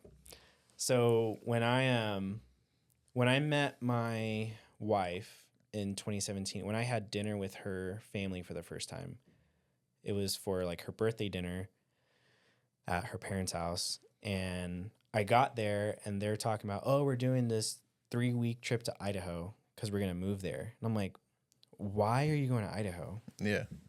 They're like, oh, because it's the best, blah, blah, blah, blah. And I'm like, And where were they moving from? Texas. Oh, Texas too. Okay. Yeah. And so, just, the typical question, what's in Idaho? And they're like, oh, we just love it. We want to move there, blah, blah, blah. And I hate Texas. And I was like, I mean, I don't like Texas, but I don't know if I want to move to Idaho. And my dad is one of 9, and half of his siblings are here. So I've been to Idaho before because I have literally 60 first cousins kind of a thing. Mm-hmm. But wherever my family's in Adrian, Oregon, Caldwell, Wilder. So that's kind of all I've ever seen for Idaho. Farm area. Yeah. And so they're like, oh, we're going to Idaho, blah, blah, blah, because we want to move there. I was like, oh, I have family there. They're like, seriously? And I was like, yeah. They're like, where? I was like, I think Caldwell, Middleton. She's like, that's where we're going. That's where we're looking at moving. I was like, oh, well, I have family there. They're like, oh, you're perfect, blah, blah, blah. And then it took them 4 years to get out here. But my father and mother-in-law moved out here 2021, 2020, somewhere around there. That was a good time to that was pretty high prices then, but yeah, that was starting to get higher. Yeah. And that was the huge incentive to move out here was it's so much cheaper, blah, blah, blah. Right. And then by the time they got here, it was expensive. Cheaper to go from Texas to Idaho? Texas is one of the cheaper states, Texas isn't it? is cheaper. Yeah. Yeah. Over here, it's a lot of the celebrities are moving to Texas, like Joe Rogan and yeah. Texas is cheaper. But I'd rather be here. But yeah, so they were they officially moved here, and so then it was that we were going to visit them once a year. And then kind of same thing, they're trying to convince us to move, and my mother-in-law is very mother-in-law, and she was like, well, when you move here, and just those little subtle comments. And I was like, planting seeds. Yeah, she's trying to well, when you move here, or I don't know, just those little things. I was like, she's speaking it into existence. When you finally hear from God and move here, and I'm like, okay, sure. But there was just no attraction to here. And again, I'm only seeing where they're taking me out to and saying is so cool, Homedale, Idaho. Right. Which is dude, I can have that in Texas. Yeah. So we were in Texas, and we had a house, and we were struggling. Just my wife was at home more with the kids. She was working less, and then I was so cheap, and it was hard to have that escalate, that price jump kind of a thing. And medical bills, our daughter was hospitalized shortly after birth for a weekend kind of a thing. So it was just getting really, really stressful. And I was like, man, we had a big house. It was a 5-bedroom, 3-bath, almost 2,100 square foot home. And I was like, we had 3 dogs at the time, 2 Corsos, and then a small mini doodle thing. And I was just like, man, I want to live in an apartment. I was like, I want to downsize, and then it sounds horrible, but I was like, I want to rehome my dogs. I want to downsize. I feel life is just so much. 2 kids. Just need to restart. Yeah, 2 kids, big house. We have a far drive to work. I just felt life was just so much on top of being stressed financially. We were having broken cars after broken cars. And I was like, I want to sell my house, get a newer car that's reliable, and upgrade my gear, and not have to worry about mowing the lawn or blah, blah, blah, blah, things like that. I just want to live smaller but more intentional. And I was thinking that for a little while, and then my wife and I talked about it, or my mother-in-law was like, well, just so you know, because my mother-in-law is an agent in Texas and in Idaho. And she was like, just so you know, you could sell your house for this much and come move to Idaho. And I was like, well, I want to sell my house because that means we'll walk away with a good bit of equity, but I'm not moving to Idaho. Yeah. So my wife and I talked about it. We were getting ready to put the house on the market. We were probably a week out from putting the house on the market. And my wife was like, so why not Idaho? I feel like you're super against it because my mom, stuff like that. And I had to inwardly think, is this a pride issue for me? Where it's because my mother-in-law told me I was going, I don't want to go. Yeah. Rebellious. Kind of, yeah. I had to kind of test that. And I was like, a lot of my reason was starting the business from scratch, in a new area versus just having new gear and rebranding and, that whole kind of thing and kind of keeping that momentum that I had in Texas. But I also didn't want to stay in Texas. I knew that I was ready to get out. And so I had to like really like test and like examine my heart, like, why don't I want to go? And so I was like, well, we argued, we fought, and I was like, no, like let's get an apartment, let's live there for a year, and then we'll circle back to this conversation. And so then what I didn't tell her was for the next 2 weeks from that conversation, I started doing research into Idaho. And that's when I was able to kind of see what else Idaho had to offer. So like Idaho City, I'd already been to McCall, so looking more into McCall, looking into like Donnelly, Cascade, Yeah. you know, the Owyhees out here, or I guess technically Oregon, but the Owyhees over there, Snake River, Boise River, Meridian, Eagle, Boise, you know, all this stuff. And I'm like, okay, like there's some really cool stuff, you know, the Sawtooths, all that good stuff. I was like, Idaho's actually pretty badass. And I was like, why haven't my in-laws taken me to any of these cool places? Yeah. You know? And so, so I started doing research and I found myself just being more and more open, personally. And so, another thing too is just how close everything is. Cause in like Texas, like you drive an hour and a half from where we lived and you're in Fort Worth. Like you're just in another city, you know? And so here you drive an hour and a half and you're in Boise National Forest. Yeah. You can be in Payette National Forest or whatever. So, so I was more and more open. And then my wife, we had gone live and we had a failed showing. They didn't show up. And my wife was like, hey, I want to talk to you about something. I just need to get it off my chest. I don't want to fight. I'm like, okay. She's like, just want you to know I'm still thinking about Idaho. And I was like, okay, well, just so you know, I've been thinking about Idaho the last 2 weeks. And she's like, what? You know? And then I explained, you know, like, these are my reasons for not wanting to start over, but I don't want to be stuck in Texas. And a huge reason to stay, but it can't be the reason to stay. But like my family, my immediate family. And I was like, but, you know, like where we were in Texas, Texas is just so hot, like practically all the time. The humidity's crazy. Where we were at, the mosquitoes were bad. Like our neighborhood had a lot of like stray cats and stray dogs. So like I had to treat for fleas all the time. And like my son could barely play outside. There's crazy drivers and just, fatal act. The main highway that we would take to go home from my parents' house or from work, dude, it was like every 5 to 10 days there was like a fatal accident and like traffic backed up so bad that it would be like an hour and a half to get home versus like 30, 40 minutes. Yeah. Wow. And so I was just like over all this just like chaos. And I think when you're in a place where there's not much to do naturally or cheaper, people are more into the material things. And that's how I feel. That's my perception of Texas, is that Texas is very much a place where you're more into spending money than having experiences. Yeah. Because I felt in Texas, all we did was like be inside, spend money, or eat. Because you're looking for the AC.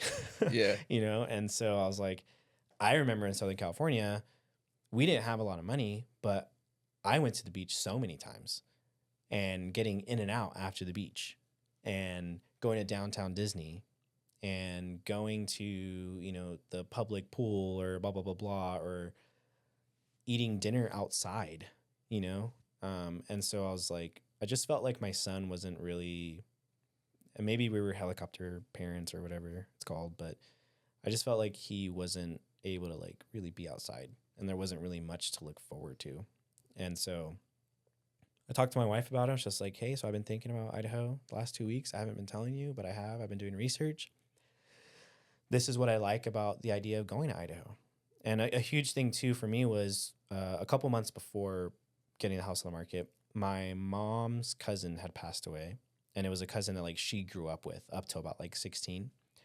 And I grew up with cousins in California for a little while, but I didn't like grow up with cousins. I don't know if that makes sense. So Yeah.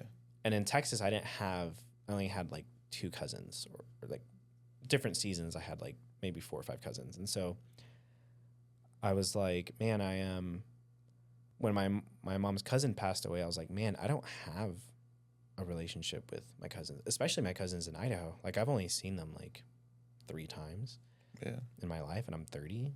And I was like, there's a whole, and that's my dad's immediate, like they're my first cousins. I was like, there's a whole section of my family that I don't know.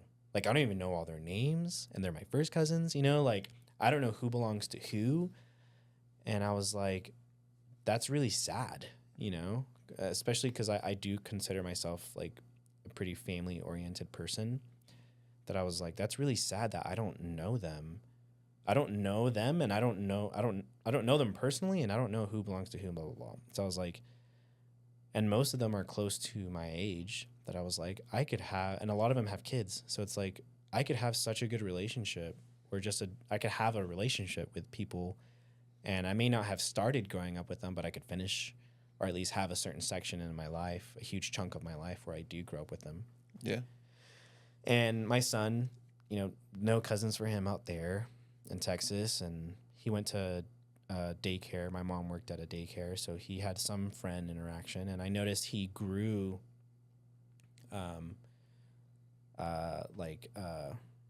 speech-wise and stuff like that, personality-wise. When he was around kids, he started to talk more, and there's just that, you know, social interaction, and I was like, I want that for him.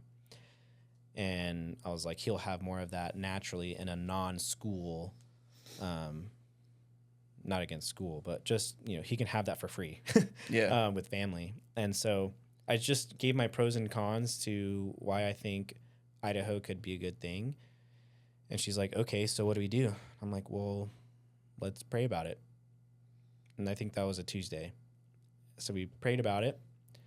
On Thursday, I told my wife, I was like, hey, I think we need to go to my parents and let them know that, like, Idaho's on the table, because I'm feeling pretty strongly about going to Idaho. And so the next day, Friday, we went over, and my parents thought we were moving like half a mile down the road. And so now it's, hey, I want to let you guys know Idaho's on the table, and this is why. And that was hard to share, because everyone has been expecting that we're just moving down the road, and now we're moving halfway across the country. Like, I don't know if they're going to follow. Like, I don't expect them to follow, but I want them to, that whole kind of thing. And, you know, breaking their heart with that news. But while I'm telling them, we get a text for a showing request for Saturday. Showing request happens on Saturday. Sunday, we hear a verbal offer is coming in Monday. We get a verbal offer Monday. We countered Monday night. Tuesday, we were in contract. So we're like, okay, we have 30 days to figure out if we're moving 0.5 miles from my parents' house, or if we're moving, I think it's 1,600 miles. Yeah. I've done the drive twice now, but and so we just talked about it again. Okay, prayed about it. And then I think the next day we made a decision. All right, we're going to go to Idaho. And so we called her parents and her family, and they had no idea, because even though they had been telling us to move to Idaho, they knew that we were looking at an apartment complex next to my parents' house. So it was really cool to see their surprise of like, what? And just like break down, sobbing, crying. And then for me to be able to call my cousins and be like, hey, like, how's it going? Cool. I would call them and be like, hey, curious if you'll be free at the end of October for coffee. And they're like, oh, sure. Are you visiting? And I was like, no, I'll be living there, so you can come over, something like that. And they're like, wait, what? That's kind of like how I did it, just to make it fun. And then it was hard, you know, breaking the news to my family, like, hey, guys, we did decide this. Especially because I'm the only kid with the grandkids.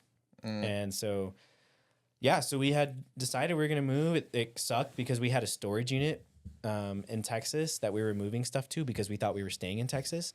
So now it was a whole shift of, all right, now we need I don't want to drive and haul. I don't want to spend money to haul like half-ass stuff halfway across the country. Yeah. If garage sale. Yeah. If, you know, and so we sold a ton of stuff, and we basically fit whatever we could into a 7x14 cargo trailer, and then my wife's car that I towed. So yeah, we moved out here. We're in Wilder, which is funny because that's not the area I wanted to be, obviously. but that's where my in-laws live. And yeah, I mean, apart from being what I like about where we're at in Wilder is we're right at the border of Homedale, so we're right basically along the Snake River. Yeah. And then we're like 30, I mean, we're 12 miles or 15 miles to the Owyhees. So like Good I spot. so I can be in no service and just like, you know, high desert mountains in like 30 minutes. Yeah, that's so it's we're really happy. I'm glad that we moved out here. And then even better, we moved out here mid-October. My parents came and visited November. I flew back out with them because I had a wedding that I had booked. So I flew back out with them to Texas. And then when my mom and sister were dropping me off or about to take me to the airport, they're like, "Hey, we want to tell you something." I was like, "What?" They're like, "We're going to follow you to Idaho." And I was like, "Oh my gosh." Like, nice. yes, you know. And so now my sister moved here first week of July, and then my parents just got here 2 weeks ago. I have a brother that's still in Texas, and hopefully he'll come out. Hopefully he'll come out. But having my parents here is huge. That's awesome. Yeah. It all worked out. Yeah. Now I just got to get my brother. Yeah. Keep planting those seeds. Yeah. Yeah. So what's next for you, man? Just gonna keep growing. Yeah, man. I think like personally, or I guess I'll start spiritually. We've been jumping between two different churches. And so I know that we want to be more consistent in our attendance, first of all. But another thing too, for me personally, is kind of like how we talked about having men to talk to and stuff like that. I feel like I get more out of those kind of life groups than I do like a regular Sunday service or just like even like corporate church. I feel like I get more just out of personal groups. Yeah. I'd like to get plugged into something like a Jesus and Jiu-Jitsu, or I know there's a lot of people right now doing like Instagram live Bible studies or like podcast Bible studies. So I'd like to get plugged into something more with men and smaller group. I just kind of figure out, I like that church that I had mentioned I was a part of. There was a lot of junk that I felt like I had to sort through. Yeah. And then I had a lot of life events that kind of I know I had some pretty radical experiences with God, like where I could never be atheist because I like literally saw XYZ happen. Like, yeah. I felt like I prayed for healing on someone's knee and I felt their knee pop under my hand. Like we were doing a deliverance with this one guy and I saw like, it wasn't like physical, but you know, like you see a hologram, it was like that. I saw Jesus. I was praying, I was interceding on behalf of the deliverance, and I turned, and when I turned underneath the light, my mom was doing a deliverance, and she has her hand like this. The guy's on the couch, she's standing up with her hand like this, and behind her is the ceiling fan light, and behind the light, I saw Jesus behind my mom doing the same motion behind her. Wow. And it was like a hologram because it was like from the light. But when I was interceding, I looked, and when I looked, like this was not me. I'm not an exaggerated person. I fell to the ground, went in the fetal position. I had my fists to my eyes, and I was screaming uncontrollably, "I'm unworthy, I'm unworthy, I'm unworthy," for like 2 minutes straight. And so I've had like pretty intense or like radical experiences with God that I could never be an atheist, despite super discouraging and like really difficult things in life, that it's like, God, where were you? Or like, if you were real, you wouldn't let this happen. So like, I think like for me spiritually, it's rebuilding a lot, because I've had a lot of hard times and life events that if I didn't have those, I would be an atheist.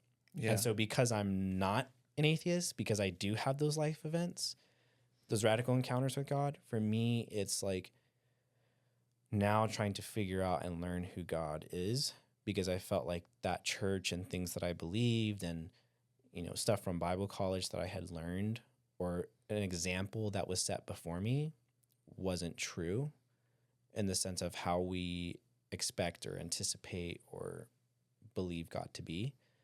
And a lot of like lack of preparation too. And so I feel like right now it's kind of like a rebuilding my faith. Like I believe, but I feel like I just have to, there's that whole like deconstruction thing. It's not so much deconstruction. I feel like maybe it's deconstruction in a biblical perspective, where it's like, I was told this and I believe this and I preach this, but why? And like, is it how I believe? Is it what I feel like the Bible says to be? And so a lot of like rebuilding, and like I think now more than ever, there's so much political influence over Christianity that like I'm really having to like step away, because that for me is a hurdle too, is being around people that put politics with the character of Jesus, and say that this is how it's supposed to be, when it's like that's not what I read like directly from the Bible. And so a lot of it's kind of like shunning people out and like just kind of trying to put on blinders to focus and say like, okay, who is the God of the Bible, the way that he reveals himself to be, and how can I work through these hurts and these events? How can I process through those apart from just to like, God's close to the brokenhearted, whatever, but like, how can I work through these hard questions of like, how come I felt the knee pop under my hand when I prayed for healing, but I couldn't hear God's voice to get me out of this situation? Yeah. Like hard questions like that, where it's like you were present and physically manifested or, felt here, but when I asked for it here, I didn't have it. And that's a lot of like the hurdle that I'm going through, is like, how come it felt like you were silent when I've heard you be loud and clear? Yeah. Because I like, I come from a charismatic background. I believe in the gifts of the Spirit, and I have been able to function in gifts of the Spirit, like words of knowledge. And knowing that I heard God's voice say this about this person, and the person confirm, yes, that's true. This person I've never met before. But then when I asked God about this, I couldn't get a response. And so it's stuff like that, where it's like, okay, I really have to like walk through that disappointment. And a lot of it's like a disappointment in God, and figuring out, okay, like I do believe the Bible to be true. Yeah. I know that you are good, but how do I work through being disappointed and hurt by you in the pursuit of you to be closer to you? And then when you're hurt by someone, it's hard for you to approach them. It's hard to, get that relationship that you used to have. So that's kind of what I'm working through right now in a spiritual sense. And I've been pretty laxed about it, but my son has become more aware, kind of like the whole mirror thing. He's become more aware of, we pray before we eat kind of a thing. And like I talked to him yesterday about being, God calls us to be stewards of animals and stuff like that. And so he's at the age now where he's understanding, and I want to be able to, because I know it to be true, I want to be able to communicate things with him and teach him, and not have like bitterness, from a healthy heart. Yeah. So in a spiritual sense, that's kind of what I have coming up for my future in a physical, getting, I quit my corporate gym in Texas of 5 years a couple of days ago, which was sweet. Your corporate gym? A corporate gym membership. Because they're like those franchise, like they get you for like X amount a month and X a year, but then like to cancel it, you have to like send something by mail. It has to be approved and all this craziness. So I canceled that because I felt bad getting another monthly membership while still having a membership. Yeah. And so I finally canceled that. So I'll be getting a membership, and talked to Corey a little bit. He's going to write me a program, and I like to see about maybe pursuing like a personal trainer in that aspect. And I don't think bodybuilding, but something close. Yeah. So that's kind of like the physical, and then business, man, just like I mentioned earlier, I want to do some sort of like a toy drive or something come Christmas time with some businesses, and me, and kind of help take lead and host an event. Yeah. Something for the community, and just be more plugged in. Chambers, networking groups, and just meeting the right people. You know, that's how my business grew in Texas, was just meeting the right people. So getting out there more, and yeah, that's what's on my forecast. Yeah. Are you guys done with kids? We talked about it last night. I don't know. I guess that's really not up to you guys. Yeah, I don't know. At some point. Yeah. I'm not sure. Like we always said 3, and then we had 1. You have 3, then you have to have 4, because you can't have odd Odd numbers on, yeah. on a roller coaster. Yeah, we had 1, and then we're like, first we said 3, then we had 1, and my wife was like, I think I want 4. And I was like, oh, okay. So for sure, I'm thinking, okay, so for sure a minivan. Yeah. And then we had our second one, and then my wife was like, well, maybe 3. And then we got to the fun part of like the baby stage, and she was like, well, maybe 4. Yeah. And then now we're debating having a third or being done. But there's a sense of like, I don't feel like we're done, but also like I'm very happy and content. Yeah, content. And not that I wouldn't be content with a third, because I didn't know that I could. When I had my son, I was like, man, how am I going to love another baby, another human being this much? And then you have another kid, and you're like, holy cow, I didn't know I was capable of loving 2 people this much, you know? Yeah. So I know that love and your capacity to love only grows. Yeah. But yeah, I'm not sure. Well, we'll see, I guess. Yeah. So where's the best spot for people to follow you at or get in touch with you? Yeah. So Instagram, my personal Instagram. I'm on more. Instagram, Facebook. My business Instagram is new. But there too. And then just direct my cell or. Cool. Yeah. I'll put a tag for everybody on you. And it's been cool, dude. I can relate a lot to your stories, so I think we'll definitely be in touch. Yeah. Yeah. I've seen, I mean, I know you for like a week 3, or 2. I was saying 2 weeks, right? But I've seen a lot of your posts, and I was like, oh, we actually have kind of a lot in common. And I was like, I'm glad that it worked out. And that's just like God's hand again, where it's like, you know, like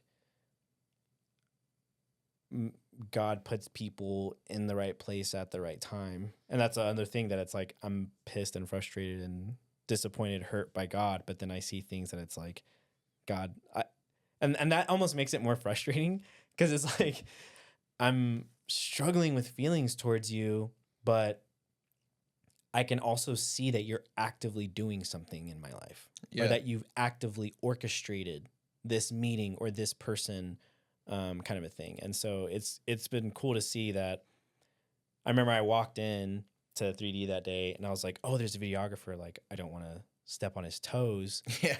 I was like, I don't know, because I didn't know if you were like hired out, or if Corey had reached out to 2 videographers, and it was like a trial to like, you know, a battle for us to see who's the better one. Like, I didn't understand the dynamic. Who's got the bigger lens? Yeah, exactly. You win.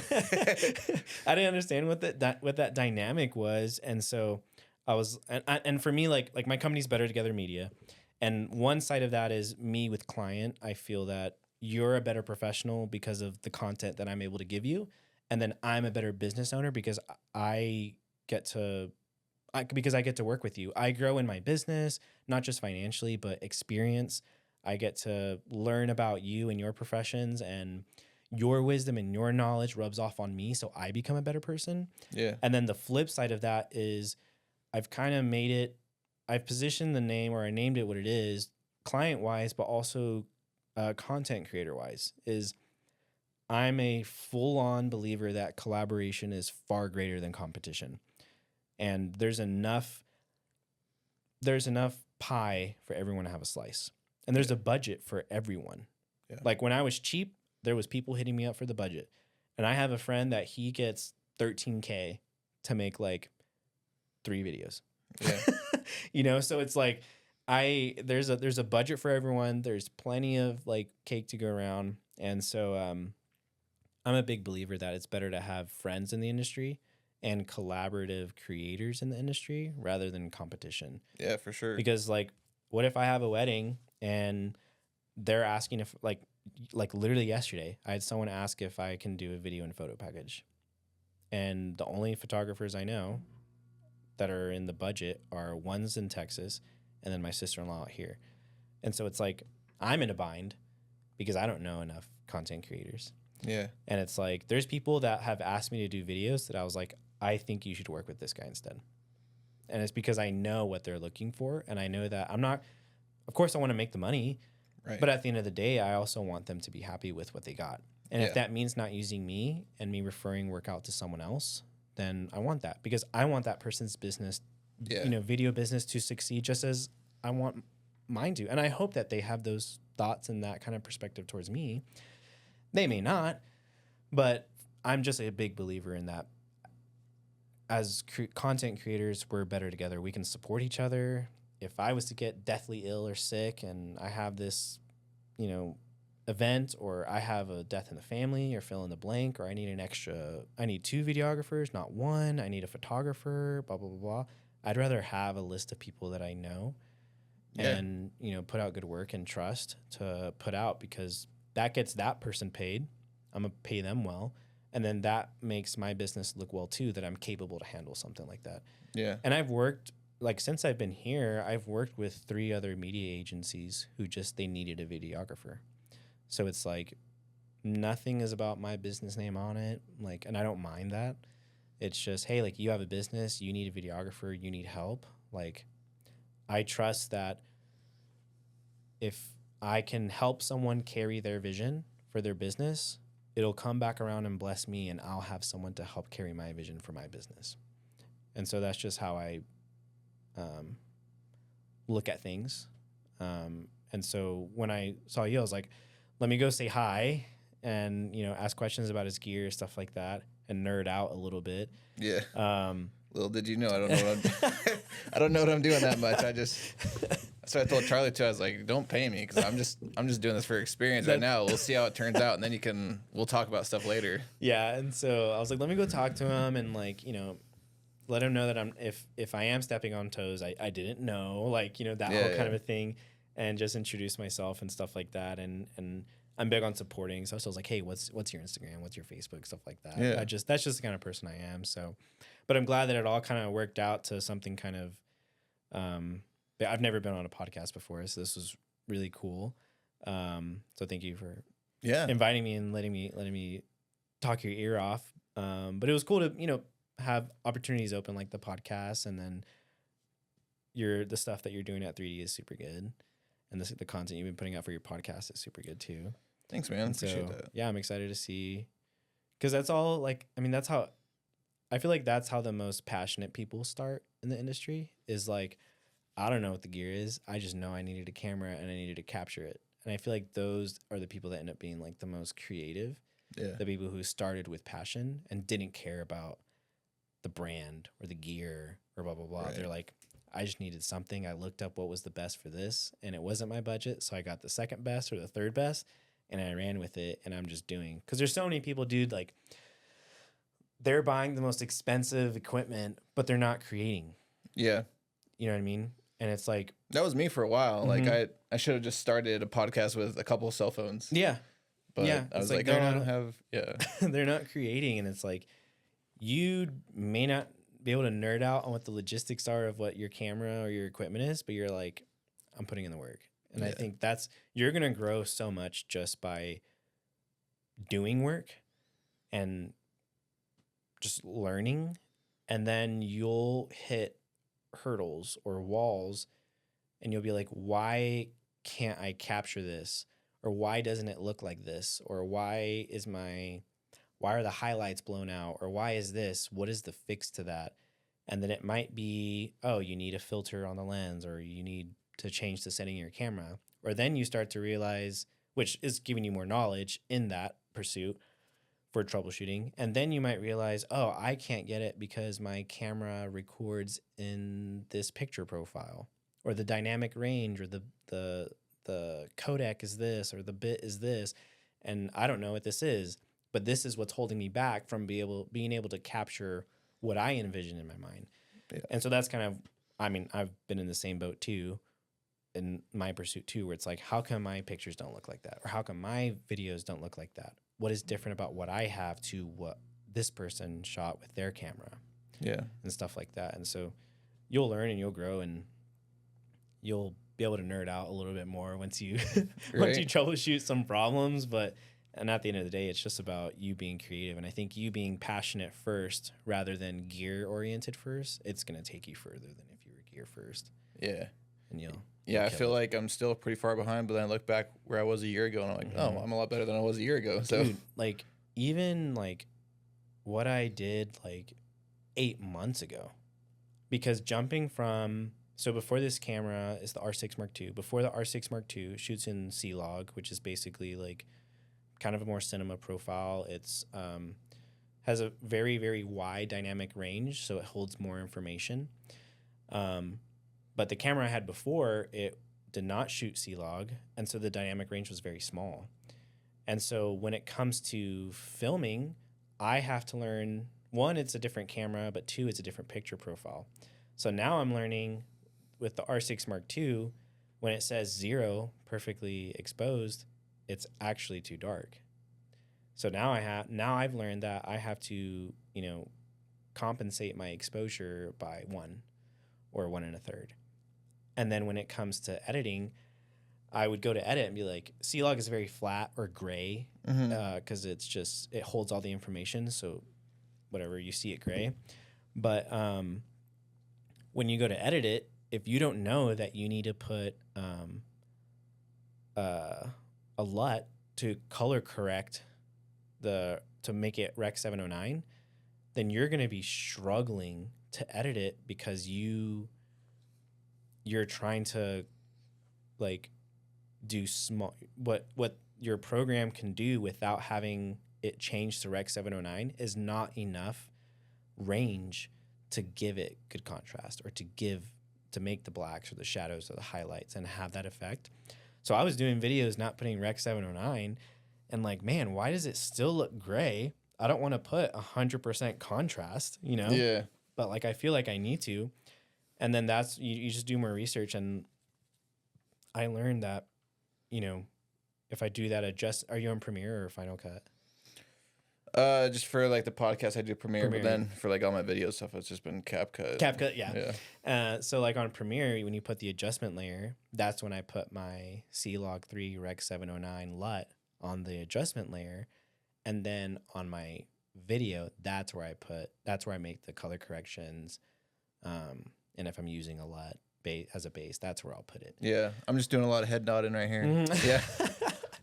But there's just, all I have to say is like, dude, even like jumping to this camera, which there's still bigger jumps from this camera, but even from where I was to jumping to this one, I felt like I had to like relearn everything all over again, because now it's just different. That's where growth happens, right? You got to keep learning, keep investing in your skills. Yeah. Well, cool, dude. I'm pretty sure we could have a whole nother podcast just on nerding out, and it'll be a lot more just you talking, because I'll just be like, yeah. Uh-huh. I'll give you like a month or 2 months, and then then you'll be ready to like totally nerd out again. And I'll just put the whole script through ChatGPT and give me the notes. Yeah, you'll have ChatGPT give you the prompts on camera. Yeah. What camera stuff can I nerd about with my friend? Cool, dude. Well, thanks for coming on. I appreciate it. Yeah, dude. Thanks for having me. It was fun. Yeah.